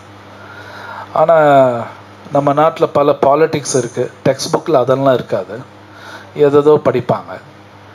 அட்லீஸ்ட் அவங்க ஏதோ படிச்சுருப்பாங்க. நாம்பளாவது ராமாயணம் படிக்கணும், பாகவதம் படிக்கணும், பகவத்கீதை படிக்கணும். இதுதான் வழி. அது படிக்கும்போது நமக்கு எல்லாமே தெரியும், எல்லாமே தெரியும், இது உண்மை. So next shloka 16. கிம் கிம் கர்மா கிமகர்மேதி கவியோ அப்யத்ர மோஹிதா தத்தே கர்ம பிரவக்ஷாமி யக்ஞாத்வா மோக்ஷயஸ்ய அசுபாத். அறிவுடையோரும் எது கர்மம் செயல், எது அகர்மம் செயலின்மை என்பதில் குழம்புகின்றனர். கர்மா என்பது என்ன என்பதை நான் இப்போது உனக்கு விளக்குகிறேன். இதை அறிவதால் எல்லா துரதிருஷ்டத்திலிருந்தும் நீ விடுதலை பெறுவாய். பொருளுரை. ஸோ இது ரொம்ப முக்கியமான ஸ்லோகா. கிருஷ்ணரே சொல்றார், கவையோ அப்யத்ர மோஹிதாங்கிறார். கவையோ அப்படின்னா புத்திசாலின்னு அர்த்தம். அறிவாளி கூட தெரியாது எது செயல் அப்படிங்கிறார். கர்மான்னு என்னன்னா அறிவாளி கூட தெரியாது சொன்னாங்கிறார். நாம் ஏதோ டெய்லி ஏதோ வேலை செய்கிறோம், ஏதோ எல்லாம் தெரியும் மாதிரி, கிருஷ்ணர் எங்க அறிவாளி கூட புரியாத அர்ஜுனாங்கிறார். அப்போ ஒரு செயல் செய்யறதுக்கு முன்னாடியே இது சரியா இல்லையாங்கிற யோசிச்சுட்டு தான் பண்ணணும், ஏன் இஷ்டத்துக்கெல்லாம் பண்ணக்கூடாது. இது மகாபாரதத்தில் படிச்சீங்கன்னா பீஷ்மருக்கும் திரௌபதிக்குள்ள கான்வர்சேஷன் இதே மாதிரி வரும். திரௌபதி அந்த சபையில் அவங்க வஸ்திராகரணம் நடக்கும். திரௌபதி அத்தனை கேள்வி கேட்பாங்க, யாராலையும் பதில் சொல்ல முடியாது. பீஷ்மரே தடுமாறுவார். பீஷ்மருக்கு தெரியாத விஷயம் கிடையாது. அவரே கடைசியில் சொல்வார், இந்த கர்மா பற்றி புரியாது அப்படிங்கிறார். அவரே கடைசியில் சொல்லிடுவார். இதே வார்த்தை தான் அவர் சொல்வார். இந்த கர்மாங்கிறது புரிஞ்சுக்கிறது கஷ்டம், அவ்வளோ சுலபம் கிடையாது. ஏன்னா அது மகாபாரத்தில் வரும் அதெல்லாம். ஸோ கிருஷ்ணர் இங்கே சொல்கிறார், கிம் கர்மா கிம் அகர்மா, எது கர்மா எது அக்கர்மான்னு புரிஞ்சுக்கிறது கஷ்டம். ஆனால் கிருஷ்ணர் சொல்ல, இப்போ நான் சொல்கிறேன் புரிஞ்சுக்கோங்கிறார். பிரவக்ஷாமி, நான் சொல்கிறேன், ஆனால் புரிஞ்சுக்கிட்டே என்ன நடக்கும்னு சொல்கிறாருங்க. யக்னாத்வா மோக்ஷே அசுபாங்கிறார். வாழ்க்கையில் வரக்கூடிய அசுபத்துன்னு தப்பிச்சுடுவாங்க. கிருஷ்ணர் இங்கே சொல்கிறார் பாரு, தமிழ் அப்படிதான் வருது, எல்லா துரதிருஷ்டத்திலிருந்தும் நீ விடுதலை விடுவாய். கிருஷ்ணர் சொல்றார், துரதிருஷ்டம் விடுதலை வந்துருங்கிறார். எவ்வளவு முக்கியம். நிறைய பேர் துரதிருஷ்டத்தை எப்படா விடுறதுன்னு பாக்குறாங்க, விட்டு அதிருஷ்டம் வேணுங்கிறாங்க. கிருஷ்ணர் சொல்றார், நான் சொல்றது புரிஞ்சுட்டு துரதிருஷ்டம் போயிருங்கிறார். அதிருஷ்டம் தானா வரும், தானா வரும், நோ டவுட். ஸோ பொருளுரை பாருங்க. பொருளுரை: கிருஷ்ண உணர்வின் செயல்கள் அங்கீகாரம் பெற்ற முந்தைய பக்தர்களின் உதாரணத்தை பின்பற்றி செய்யப்பட வேண்டும். இது 15வது பதத்தில் பரிந்துரைக்கப்பட்டுள்ளது. இத்தகைய செயல்கள் தன்னிச்சைப்படி ஏன் செயலாற்றக்கூடாது என்பது பின்வரும் பதத்தில் விளக்கப்படும். இவ்வத்தியாயத்தின் ஆரம்பத்தில் விளக்கியபடி கிருஷ்ண உணர்வில் செயலாற்ற வேண்டுமெனில் குருசீட பரம்பரையில் வரும் அதிகாரம் பெற்ற நபரின் தலைமையை பின்பற்ற வேண்டும். கிருஷ்ண உணர்வின் வழிமுறையை முதலில் சூரிய தேவனுக்கு உபதேசிக்கப்பட்டு சூரிய தேவனால் மனுவிற்கும் மனுவினால் இஸ்வாவிற்கும் உபதேசிக்கப்பட்டது. இவ்வாறு புராதான காலத்திலிருந்தே இவ்வழிமுறை உலகில் நிலவி வந்துள்ளது. எனவே சீடத்துறலில் வரும் முந்தைய அதிகாரிகளின் அடிச்சுவட்டை ஒருவன் பின்பற்ற வேண்டும். இல்லாவிடில் மிகுந்த புத்திசாலி மனிதனும் கிருஷ்ண உணர்விற்கான சீரிய செயல் எது என்பதில் குழப்பமடையக்கூடும். இதற்காகத்தான் கிருஷ்ண உணர்வை தாமே நேரடியாக அர்ஜுனுக்கு உபதேசம் செய்வதற்கு முடிவு செய்தார் பகவான். அர்ஜுனன் பகவானிடமிருந்து நேரடி உபதேசத்தை பெற்றதால் அர்ஜுனனின் அடிச்சுவற்றை பின்பற்றுவோர் நிச்சயமாக குழப்பமடைவதில்லை. பக்குவமற்ற பரிசோதனைகளின் மூலம் தர்மத்தின் வழிகளை எவரும் உறுதிப்படுத்த முடியாது என்று கூறப்பட்டுள்ளது. உண்மையில் தர்மத்தின் நெறிகளை பகவான் மட்டுமே விதிக்க முடியும். தர்மஸ்து சாட்சாத் பகவத் பிரணீதம். பாகவதம் 6.3.19. பக்குவமற்ற மனக்கற்பனையால் யாரும் தர்மத்தின் கொள்கைகளை புதிதாக உண்டு பண்ண முடியாது. பிரம்மா, சிவன், நாரதர், மனுகுமாரர்கள், கபிலர், பிரகலாதர், பீஷ்மர், சுகதேவ கோஸ்வாமி, யமராஜர், ஜனகர், பலி மகாராஜர் போன்ற மாபெரும் அதிகாரிகளின் அடிச்சுவற்றை பின்பற்ற வேண்டும். மனக்கற்பனையால் தர்மத்தையோ தன்னுணர்வையோ எவராலும் உறுதியாக உணர முடியாது. எனவே பக்தர்களின் மீதான தனது காரணமற்ற கருணையால் கர்மா என்றால் என்ன, அகர்மம் என்றால் என்ன என்பதை அர்ஜுனனுக்கு பகவான் நேரடியாக உபதேசிக்கிறார். கிருஷ்ண உணர்வில் செய்யப்படும் செயல்கள் மட்டுமே பௌதீக பந்தத்தில் இருந்து ஒருவனை விடுவிக்கும். ரொம்ப பியூட்டிஃபுல்லான பொருளுரை. ஸோ இதில் பார்த்தீங்கன்னா இந்த அத்தியாயம் ஃபர்ஸ்ட்லே கிருஷ்ணர் சொல்வார், இந்த அறிவு நான் விவஸ்வான்னு கொடுத்தேன். சூரியன், நம்ம சூரியன் பார்க்குறோம் இல்லையா, ஆக்சுவலி அவர் பேர் வந்து விவஸ்வான். ஒரிஜினல் பேர் விவஸ்வான். சூரியன்கிறது பிளானட்டோட பேர். ஜஸ்ட் லைக் நம்ம சீஃப் மினிஸ்டர் இருப்போம், சீஃப் மினிஸ்டருக்கு ஒரு பேர் ஒன்று இருக்கும், அவர் பேர் சீஃப் மினிஸ்டர் கிடையாது. ஜென்ரலாக சூரியன்கிறோம், பட் ஆக்சுவலாக அவர் பேர் வந்து விவஸ்வான். இப்போ ஸ்லோகத்தில் அப்படிதான், விவஸ்வான் விவஸ்வான் மனவே பிராகா. விவஸ்வான் அவர் மகன் மனுக்கு சொல்கிறார். மேபி நீங்கள் கேட்டுக்கலாம், மனு தர்மம்னு சொல்லுவாங்க. உண்மையில் நான் படிச்சிருக்கேன், பர்ஃபெக்டாக இருக்குது. சில புத்தி இல்லாதவங்க அதை எரிக்கணும் ஏதோ பேசுகிறாங்க. காரணம் அது ஒழுங்காக யாரும் படிக்கலை, குருகிட்ட போய் படிக்கணும். மனு தர்மம் ரொம்ப பர்ஃபெக்ட். என்னென்னா இன்றைக்கி அது கடைபிடிக்கிறது கஷ்டம், ஆனால் அது பர்ஃபெக்ட், அது ரொம்ப பர்ஃபெக்ட். இன்னைக்கு சாணக்கிய நீதி சாஸ்திரம் கடைபிடிக்கிறதே கஷ்டம். மனு தர்மம் எங்கே போய் பேசுறது, ரொம்ப பர்ஃபெக்டாக எழுதப்பட்டிருக்கு, ஆனால் அது கலியுகத்தில் கடைபிடிக்கிறது கஷ்டம். அதனால் சில பேர் அது பைத்தியக்காரன்னு நினைப்பாங்க. அது பைத்தியக்காரத்தான் இல்லை, நாம் பைத்தியக்காரங்கள இருந்தால கடைபிடிக்க முடியல, இதுதான் உண்மை. அது ஸோ பார்த்தீங்கன்னா மனு அவங்க இக்ஷ்வாக்கு சொல்கிறார். இங்கே கிருஷ்ணர் இங்கே இந்த சில பிரபுபாத் இந்த பொருளுரையில் அந்த முன்னாடி அவங்க என்ன பண்ணாங்களோ எல்லா விஷயத்திலும் அது அப்படியே கடைபிடிக்கிறார். எல்லாமே நம்ம உதாரணத்துக்கு நம்ம சாப்பிட்றோம்னா கூட சாப்பிட்றதுக்கும் நிறைய ரூல்ஸ் இருக்கு நமக்கு. இன்னைக்கு அது நம்ம எதுவும் தெரிஞ்சுக்கிறது இல்லை. அதுக்கும் நிறைய பேர் கடைபிடிச்சிருக்காங்க. ஒரு தூங்குறதாகட்டும், ஒரு கல்யாணம் பண்ணணுன்னா அதுக்கு நிறைய ரூல்ஸ் எல்லாம் இருக்கு. ஒரு கல்யாணம் பண்ணணும்னா சும்மாலாம் கிடையாது, நிறைய ரூல்ஸ் இருக்கு அதுக்கு. அதெல்லாம் வந்து நம்ம கடைபிடிக்கணும். ஆனால் இன்னைக்கு பார்த்தீங்கன்னா அது கடைபிடிக்கிறது இல்லை. அப்போ பிரச்சனைகள் வரும். ஸோ அந்த செகண்ட் பேரால ஃபர்ஸ்ட் லைன் ஒன்று பாருங்க. தர்மம் வந்து ஒரு மனிதனால உருவாக்க முடியாது. தர்மம் து சாக்ஷாத் பகவத் பிரணீதம்னு ஒரு சென்டென்ஸ் வருது. ரொம்ப முக்கியமான ஸ்லோகம் பாகவத்தில். தர்மம்ங்கிறது பகவானால் மட்டும்தான் கொடுக்க முடியும், மனுஷனால கொடுக்க முடியாது. நம்மனால வந்து தர்மத்தை உருவாக்க முடியாது. இப்போ உதாரணத்துக்கு நம்மளோட இந்தியன் கான்ஸ்டிடியூஷன் சட்டம் இருக்கு இல்லையா, அதெல்லாம் வந்து மனுஷன் எழுதுது. அதனால தான் பாருங்க கொலை பண்ணி தப்பிச்சுருவாங்க. பார்த்துருக்கீங்களா? கொலை பண்ணிட்டு ஊரில் சுற்றிட்டு இருப்பான், பெயிலுமா. இதெல்லாம் வந்து வேதத்தில் கிடையாது. கொலை பண்ணிட்டு பெயில் வாங்கிட்டு வெளியே சுற்றிட்டு இருப்பான், அவன் காலத்துக்கு சுற்றுவான். எப்படிங்க இப்படி நடந்து? அது மனுஷன் எழுதின தர்மம் இப்படி தான் இருக்கும். அந்த சட்டங்கள்லாம் மனிதன் எழுதினங்காட்டி அவன் தப்பு பண்ணிட்டு சுற்றிட்டு இருப்பான். ஆனால் வேதத்தில் எல்லாம் கிடையாது, ஃபினிஷ் பண்ணிருந்துருவாங்க, அவ்வளோதான். இந்த பெயில் வாங்குறது அதெல்லாம் அப்படி ஒன்று கிடையாது. ஸோ உண்மையான தர்மம் வந்து பகவானால் தான் கொடுக்க முடியும். அதனால பகவான் என்ன சொல்கிறது அப்படியே கேட்கணும். அதில் ஒரு பெரிய லிஸ்ட்டு கொடுத்துருக்காங்க பார்த்தீங்களா? ஒரு படித்தார். பிரம்மா, சிவன், நாரதர், மனு, குமாரர்கள், கபிலா, பிரஹலாதா, பீஷ்மா, சுகதேவ் கோஸ்வாமி, யமராஜா, ஜனகா, பலி மகாராஜ். இந்த பெரியவங்கன்னு சொல்லுவாங்க இல்லையா, இவங்க தான் பெரியவங்க. வீட்டில் பெரிய தாடி இருக்குது, அப்படியே இருக்கு, படுகையில் இருக்காரு, அவர் தான் பெரிய. அப்படி கிடையாது, இவங்க தான் பெரியவங்க.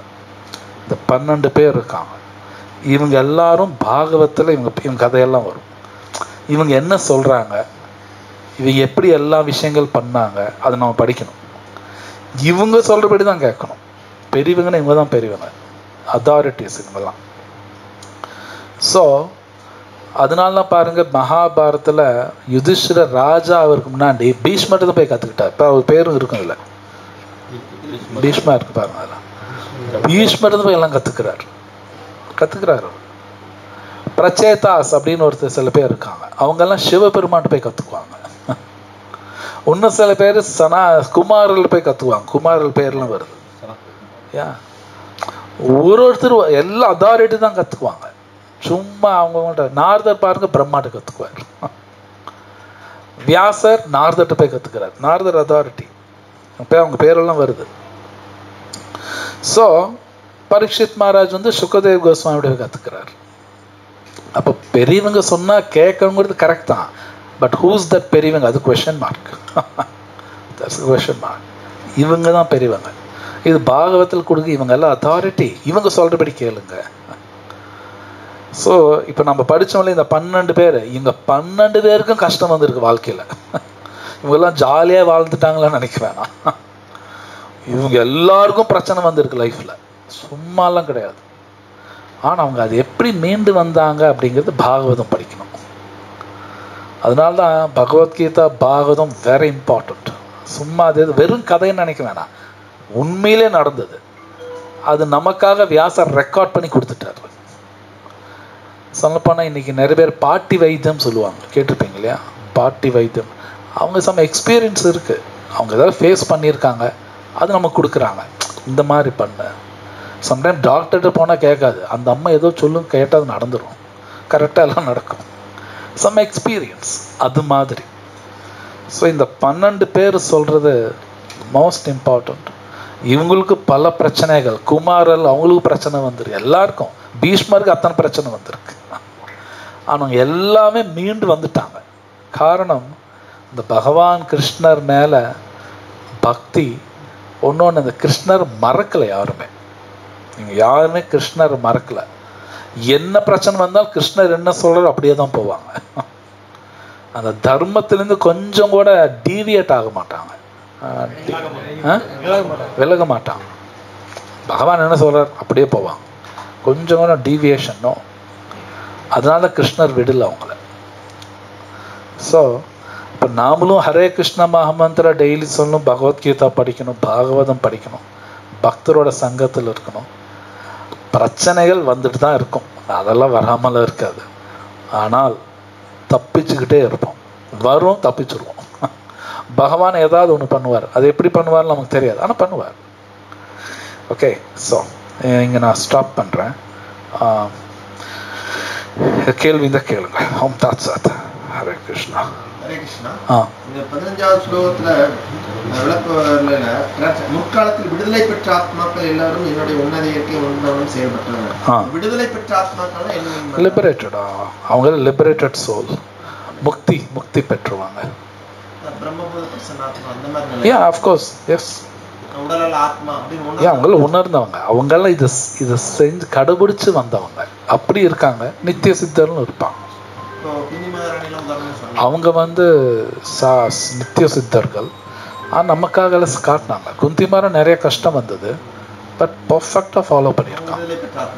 எஸ், குந்திமாரனுக்கு எவ்வளோ கஷ்டம் வந்தது. கஷ்டம் வந்தாலும் பாருங்க, பக்தி மட்டும் அவங்க விடல, கிருஷ்ணன் நினச்சிக்கிட்டே இருந்தாங்க. ஏன் நீங்க பாகவதம் படிச்சீங்கன்னா, குந்தி ஆகட்டும், பாண்டவர்களாகட்டும், மகாபாரத்தில் ஒரு இடத்துல கூட கிருஷ்ணாட்ட போய் எனக்கு ஏன் இத்தனை கஷ்டம் வருதுன்னு கேட்கல. ஒரு டைம் கூட கேட்கல, என்னை காப்பாத்துங்கன்னு கேட்க மாட்டான். நினைச்சிட்டு இருந்தா போதுப்பா, ரொம்ப ஹை கிளாஸ்.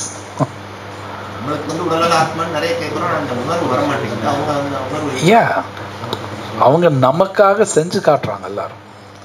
பாண்டவாஸ் எல்லாம் நித்திய சித்தாஸ், அவங்களுக்கு கர்மா நம்ம மாதிரி விதியெல்லாம் ஒன்றும் கிடையாது. கிருஷ்ணர் எங்க போனாலும் பாண்டவர்கள் அவங்க கூடவே தான் போவாங்க. நமக்காக எல்லாம் செஞ்சு காட்டுறாங்க. அப்படி இருக்கு.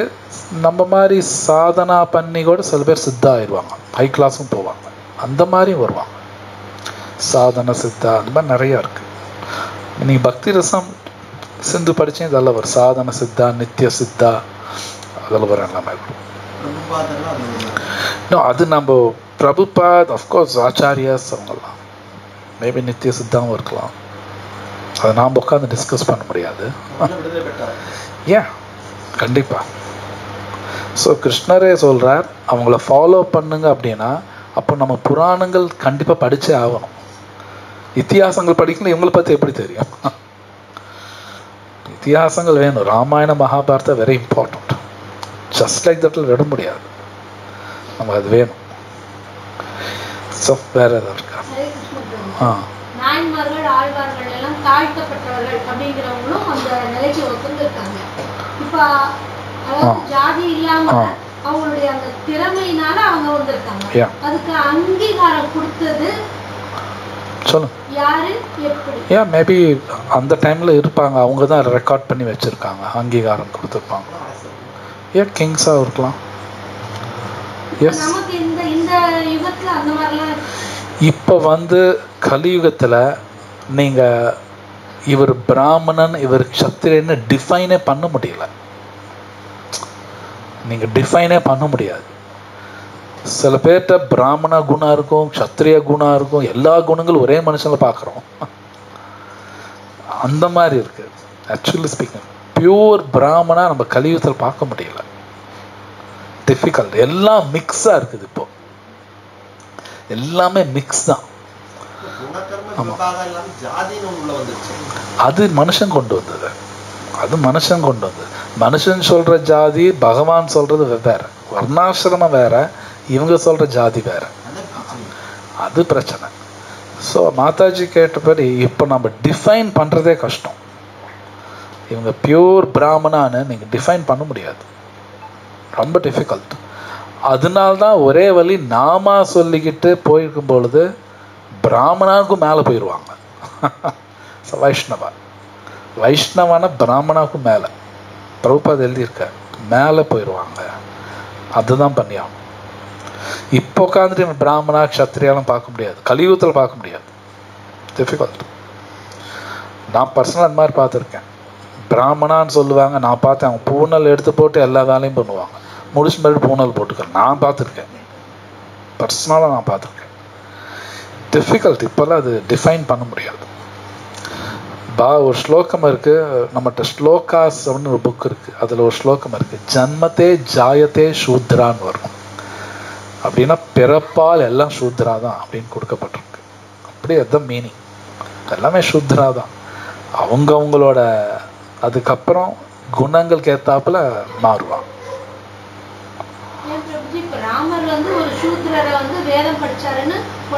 சூத்ர குணம் உள்ளவன். ஆமா.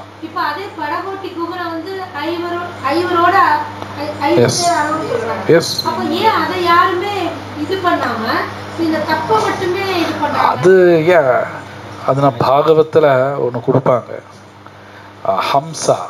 ஹம்சானா தெரியுமா? ஸோ ஹம்சா மாதிரி இருக்கணும், ஈ மாதிரி இருக்கக்கூடாது.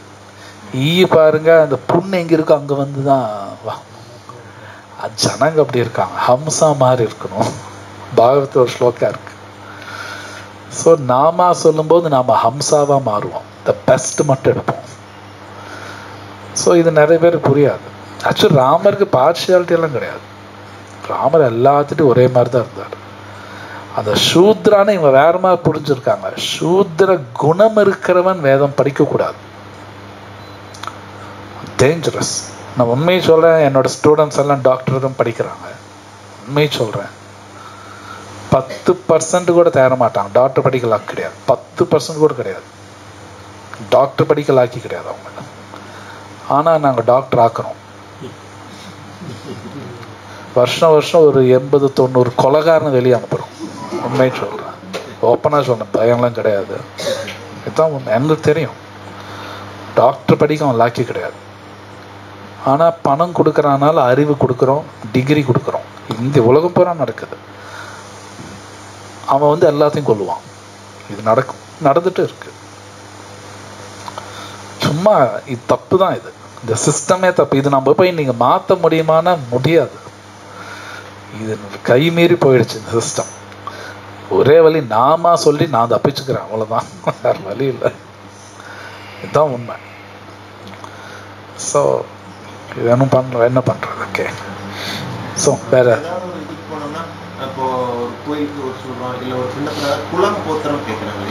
எஸ் அது இருக்கு. அது கோத்ரா இருக்கு, அவங்கவுங்க கோத்ரா சொல்லணும். இல்லை அது இருக்கும் கண்டிப்பாக. சில இடத்துல கூட்டம் சொல்லுவாங்க, சில கம்யூனிட்டியில் கூட்டம் இருக்கும், சில கம்யூனிட்டி கோத்திரம்பாங்க.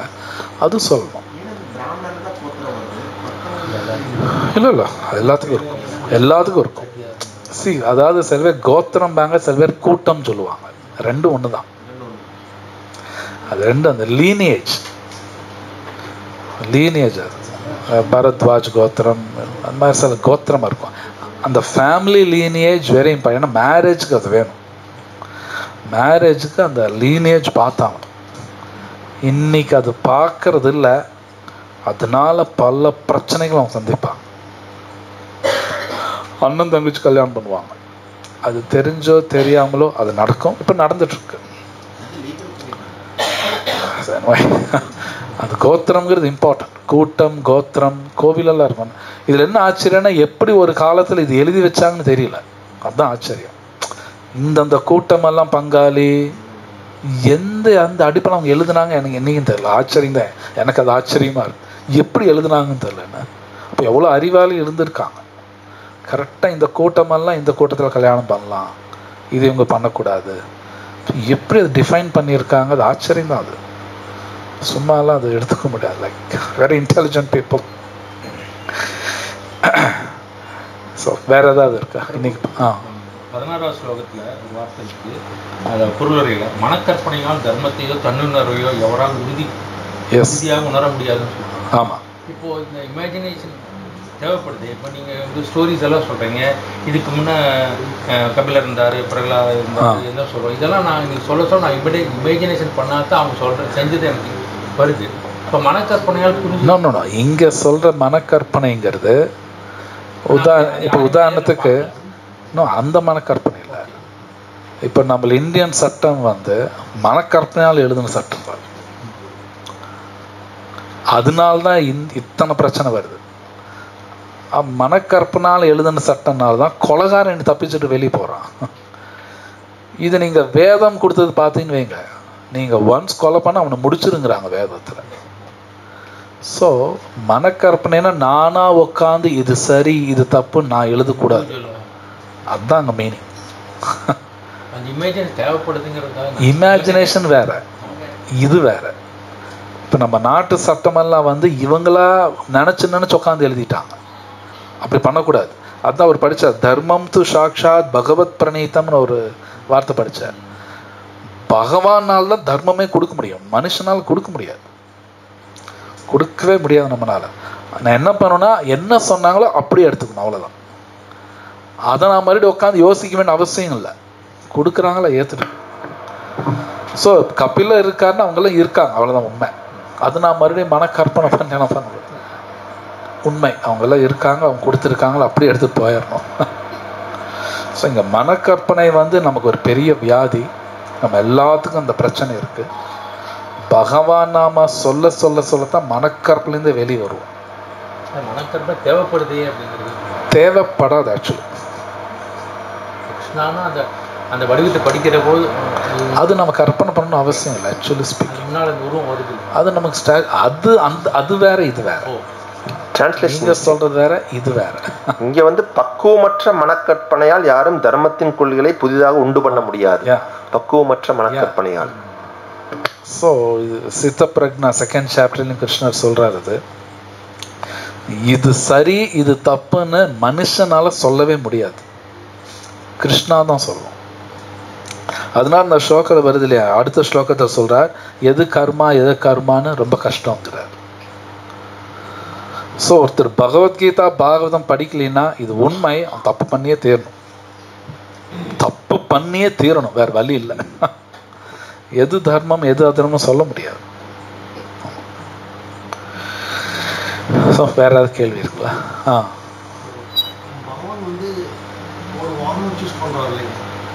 சொல்லுங்க.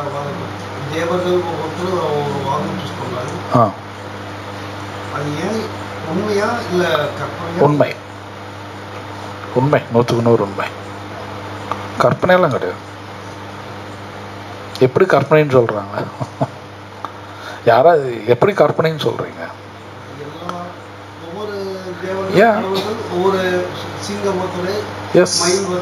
உண்மை. இதெல்லாம் பொய் கிடையாது, பொய் கிடையாது, அதெல்லாம் பொய் கிடையாது.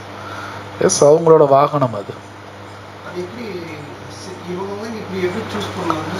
அது அவங்க சூஸ் பண்ணியிருக்காங்க, பகவான் கொடுத்துருக்கலாம். இது வேதத்தில் எக்ஸ்பிளனேஷன் இருக்கலாம், இருக்கும், கண்டிப்பாக இருக்கும். அது நாம் ரொம்ப ஃபோக்கஸ் பண்ணுறதில்ல. பட் அது இதெல்லாம் உண்மை. இன்னும் வந்து அந்த ஸ்லோகம் அந்த வரல, இதே அத்தியாயத்தில் வரும். ஸோ அங்கே தான் குரு தேவைப்படுறாரு. எதுவுமே நானாக உட்காந்து படித்து புரிஞ்சக்கூடாது, அது பிரச்சனை கொடுக்கும், அது பிரச்சனை கொடுக்கும். நானும் தப்பு பண்ணிடுவேன். அதனால தான் முன்னாடி சொன்ன, ராமர் ஏன் கொன்னார்னா அவன் எக்ஸ்ப்ளாய்ட் பண்ணிடுவான். இன்னைக்கு உலகத்தில் நிறைய எக்ஸ்ப்ளாய்டேஷன் நடக்குது. அறிவை வச்சு மக்களை ஏமாத்துறான். சைபர் கிரைம் என்ன தானே, சிம்பிள். சைபர் கிரைம் அறிவை வச்சு மக்களை ஏமாத்துறான். அவனுக்கு அந்த அறிவு கொடுத்துருக்கூடாது, கவர்மெண்ட் கொடுத்துருக்கூடாது, ஆனால் கொடுத்துட்டாங்க. அவன் பாருங்க, லண்டனில் உட்காந்துட்டு இங்கே தமிழ்நாட்டுக்கு காசு அடிக்கிறான்.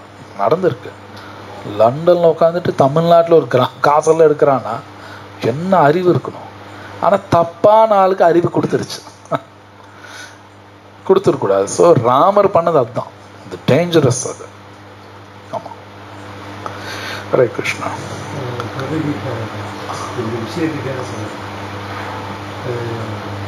ஐசக் நியூட்டன் வந்து 16th century கிராவிடேஷன் இன்வென்ட்னு சொல்லிட்டு அவருக்கு நோபல் பிரைஸ். ஆமாம். பட் 10th centuryல ராஜராஜ சோழன் வந்து பிரகதீஸ்வரர் கோயில் கட்டுவாங்க. ஸோ அப்போ அவங்களுக்குலாம் அந்த கிராவிடேஷன் ஃபோர்ஸ் தெரியாமல் ஏன் அவங்களுக்கு இந்த டெக்னாலஜியெல்லாம் ஏற்கனவே இருக்கு. ஆனால் என்ன ஒரு விஷயம்னா, இன்னைக்கு நிறைய பேர் விதாண்டாவாதம் பேசுகிறாங்க. வேதத்தில் சூக்ஷ்மமான டெக்னாலஜி ஜாஸ்தி இருக்கு, அது புரியாது. அவங்க சூக்ஷ்மங்கள் நிறைய யூஸ் பண்ணியிருக்காங்க, நம்ம மாதிரி கிராஸாக கிடையாது. சவுண்டில் நிறைய பண்ணுவாங்க, மந்த்ராஸில் நிறையா பண்ணுவாங்க. நீங்கள் பார்க்கலாம், பல ஆச்சாரியாஸ் வந்து இந்தியா பூரா சுற்றிருக்காங்க. நாம் இப்போ ட்ரெயினில் ஃப்ளைட்டில் போனாலே அவ்வளோ டைம் எடுக்குது. இவங்க எப்படி நடந்து எப்படி தான் சுற்றுனாங்கன்னா, அவங்க நம்ம மாதிரி நடந்தெல்லாம் போக மாட்டாங்க. பாகவத்தில் பிரபுபா ஒரு இடத்துல எழுதுறார், ஒரு இடத்துல எழுதியிருக்கார், இப்போ ஈரோட்டில் காவேரி இருக்குது, இங்கே மூழ்கி நீங்கள் காசியில் எந்திரிக்கலாம். பாகவத்தில் எழுதியிருக்காங்க. அப்படி ஒன்று இருக்குது. இங்கே மூழ்கி அங்கே எந்திரிப்பாங்க, பண்ண முடியும் அவங்கனால. ஜஸ்ட் லைக் அந்த மாதிரி ட்ராவல் பண்ணுவாங்க. நம்ம மாதிரி உட்காந்து நடந்தெல்லாம் போகணும்னு அவசியம் இல்லை அவங்களுக்கு. சில பேர் நடந்தும் போவாங்க, இப்படியும் போவாங்க. பாகவத்தில் எழுதியிருக்காங்க. அப்படி ஒன்று இருக்கு. ஒன்று எழுதியிருக்கார், சூரியன் சன் ரேஸ் மேலே உட்காந்து ட்ராவல் பண்ணலாம். அப்படி ஒன்று இருக்கு. இது என்னன்னா நம்மனால பண்ண முடியாதனால கற்பனைன்னு சொல்லிடுறோம். அங்கே தான் பிரச்சனை வருது. என்னால் முடியாது, என்ன இவனால் முடியணும், இவ்வளோத்தில் எவனாலும் முடியாதுன்னு நினைக்கிறான். அது பைத்தியக்காரத்தனம். எல்லாரும் அப்படிதான் இருக்கான். என்னால் முடியாதா, யாராலையும் முடியாது, அது பைத்தியக்காரத்தனம். சூக்ஷ்மங்கள் ஜாஸ்தி வேதத்தில், ரொம்ப சூக்ஷ்மம். அது நம்ம கிராஸா புரிஞ்சு பார்க்கக்கூடாது. இப்போ வர பிரச்சனையாக தான் எல்லாமே நான் கண்ணில் பார்க்கணும், எல்லாமே நான் வந்து அனுபவிச்சா தான் சரிங்கிறான். நோ, பைத்தியக்காரத்தனம். ஸோ ராஜராஜ சோழன் நீங்கள் பிரகதீஸ்வர் டெம்பிள் பார்த்தீங்கன்னா ஃபவுண்டேஷனே 4 அடி தான். எவ்வளோ பெருசு 4 அடி ஃபவுண்டேஷன். எப்படி பண்ணாங்க இன்றைக்கி யாருக்கும் தெரியாது. நம்ம வீட்டுக்கு 10 அடி போடுறோம். அத்தாச்சூர் கோயில் 4 அடி ஃபவுண்டேஷன் தான். இன்றைக்கி அது உண்மை. அங்கே போய் 4 அடி தான் ஃபவுண்டேஷனே. எப்படி 4 அடி ஃபவுண்டேஷன் இப்படி பண்ணாங்கன்னு இன்றைக்கும் யாருக்கும் தெரியாது. இன்றைக்கும் தெரியாது. அப்போ என்னென்னமோ யூஸ் பண்ணியிருக்காங்க, என்ன பண்ணாங்கன்னு தெரியாது. நிறைய இருக்கு மாதிரி இருக்கும். இந்த மாதிரி நிறைய இருக்குது. சூக்ஷ்மங்கள் வேதத்தில் சூக்ஷ்மங்கள் ரொம்ப ஜாஸ்தி. அதை நான் கிராஸா புரிஞ்சுக்க முடியாது.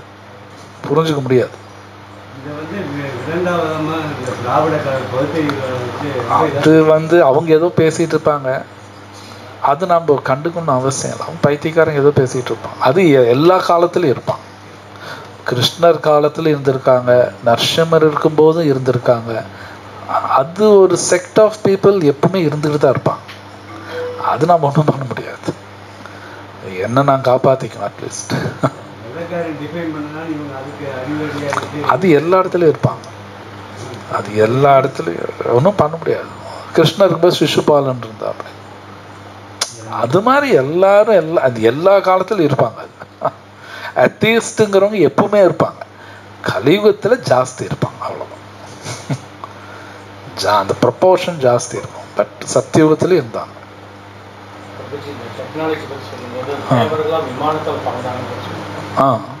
அதெல்லாம் இருந்தாங்க. நம்ம கண்ணுக்கு தெரியுதல் ஆக்சுவலி விமானங்கள். நம்ம கண்ணுக்கு மோஸ்ட்லி ஸ்டார்ஸுங்கிறோம். பாவுது அது மோஸ்ட்லி ஏரோப்ளைன்ஸ். எல்லாமே ஏரோப்ளைன் இல்லைன்னா தேர், 2ல் ஏதோ ஒன்று இருக்கும். ஆக்சுவலி அப்படி தான் இருக்குது. எல்லாமே இதெல்லாம் வேதத்தில் கொடுக்கப்பட்டிருக்கு. ஒருத்தருக்கு ஒரு ஏரோப்ளைன் வச்சுருப்பாங்க. இண்டிவிஜுவல் ஏரோப்ளைன் இருக்கும். அதெல்லாம் ஹை லெவல் பீப்புள். அவங்க பாகவத்தில் தான் கொடுக்கப்பட்டோம். 5th canto படிச்சிங்கன்னா வருது. ஸோ அதெல்லாம் உண்மை. செவ்வாய் கிரகத்தில் வந்து மண் வந்து சிவப்பாக இருக்கிறது வந்து இதெல்லாம் வந்து வேதத்திலேயே சொல்லப்பட்டிருக்கு. எஸ், பாகவத்தில் இல்லாத கிடையாது. அதெல்லாம் ப்ரூவ் பண்ண டைம் எடுக்கும். ஆனால் வேதம் உண்மை, அது அப்படியே எடுத்துகிட்டு போயிட்டு இருக்கணும். அதை நம்ம ப்ரூவ் பண்ண கூட பார்க்கக்கூடாது, தேவையில்லை. Actually speaking not needed. But ஃபியூச்சரில் தேவைப்படும் மக்களுக்கு புரியறதுக்காக. வேற ஏதாவது கேள்வி இருக்குங்களா? ஸ்லோகா சம்பந்தப்பட்டது. ஓகே. கிரந்தராஜ் ஸ்ரீமத் பகவத்கீதா की जय, श्रील प्रभुपाद की जय.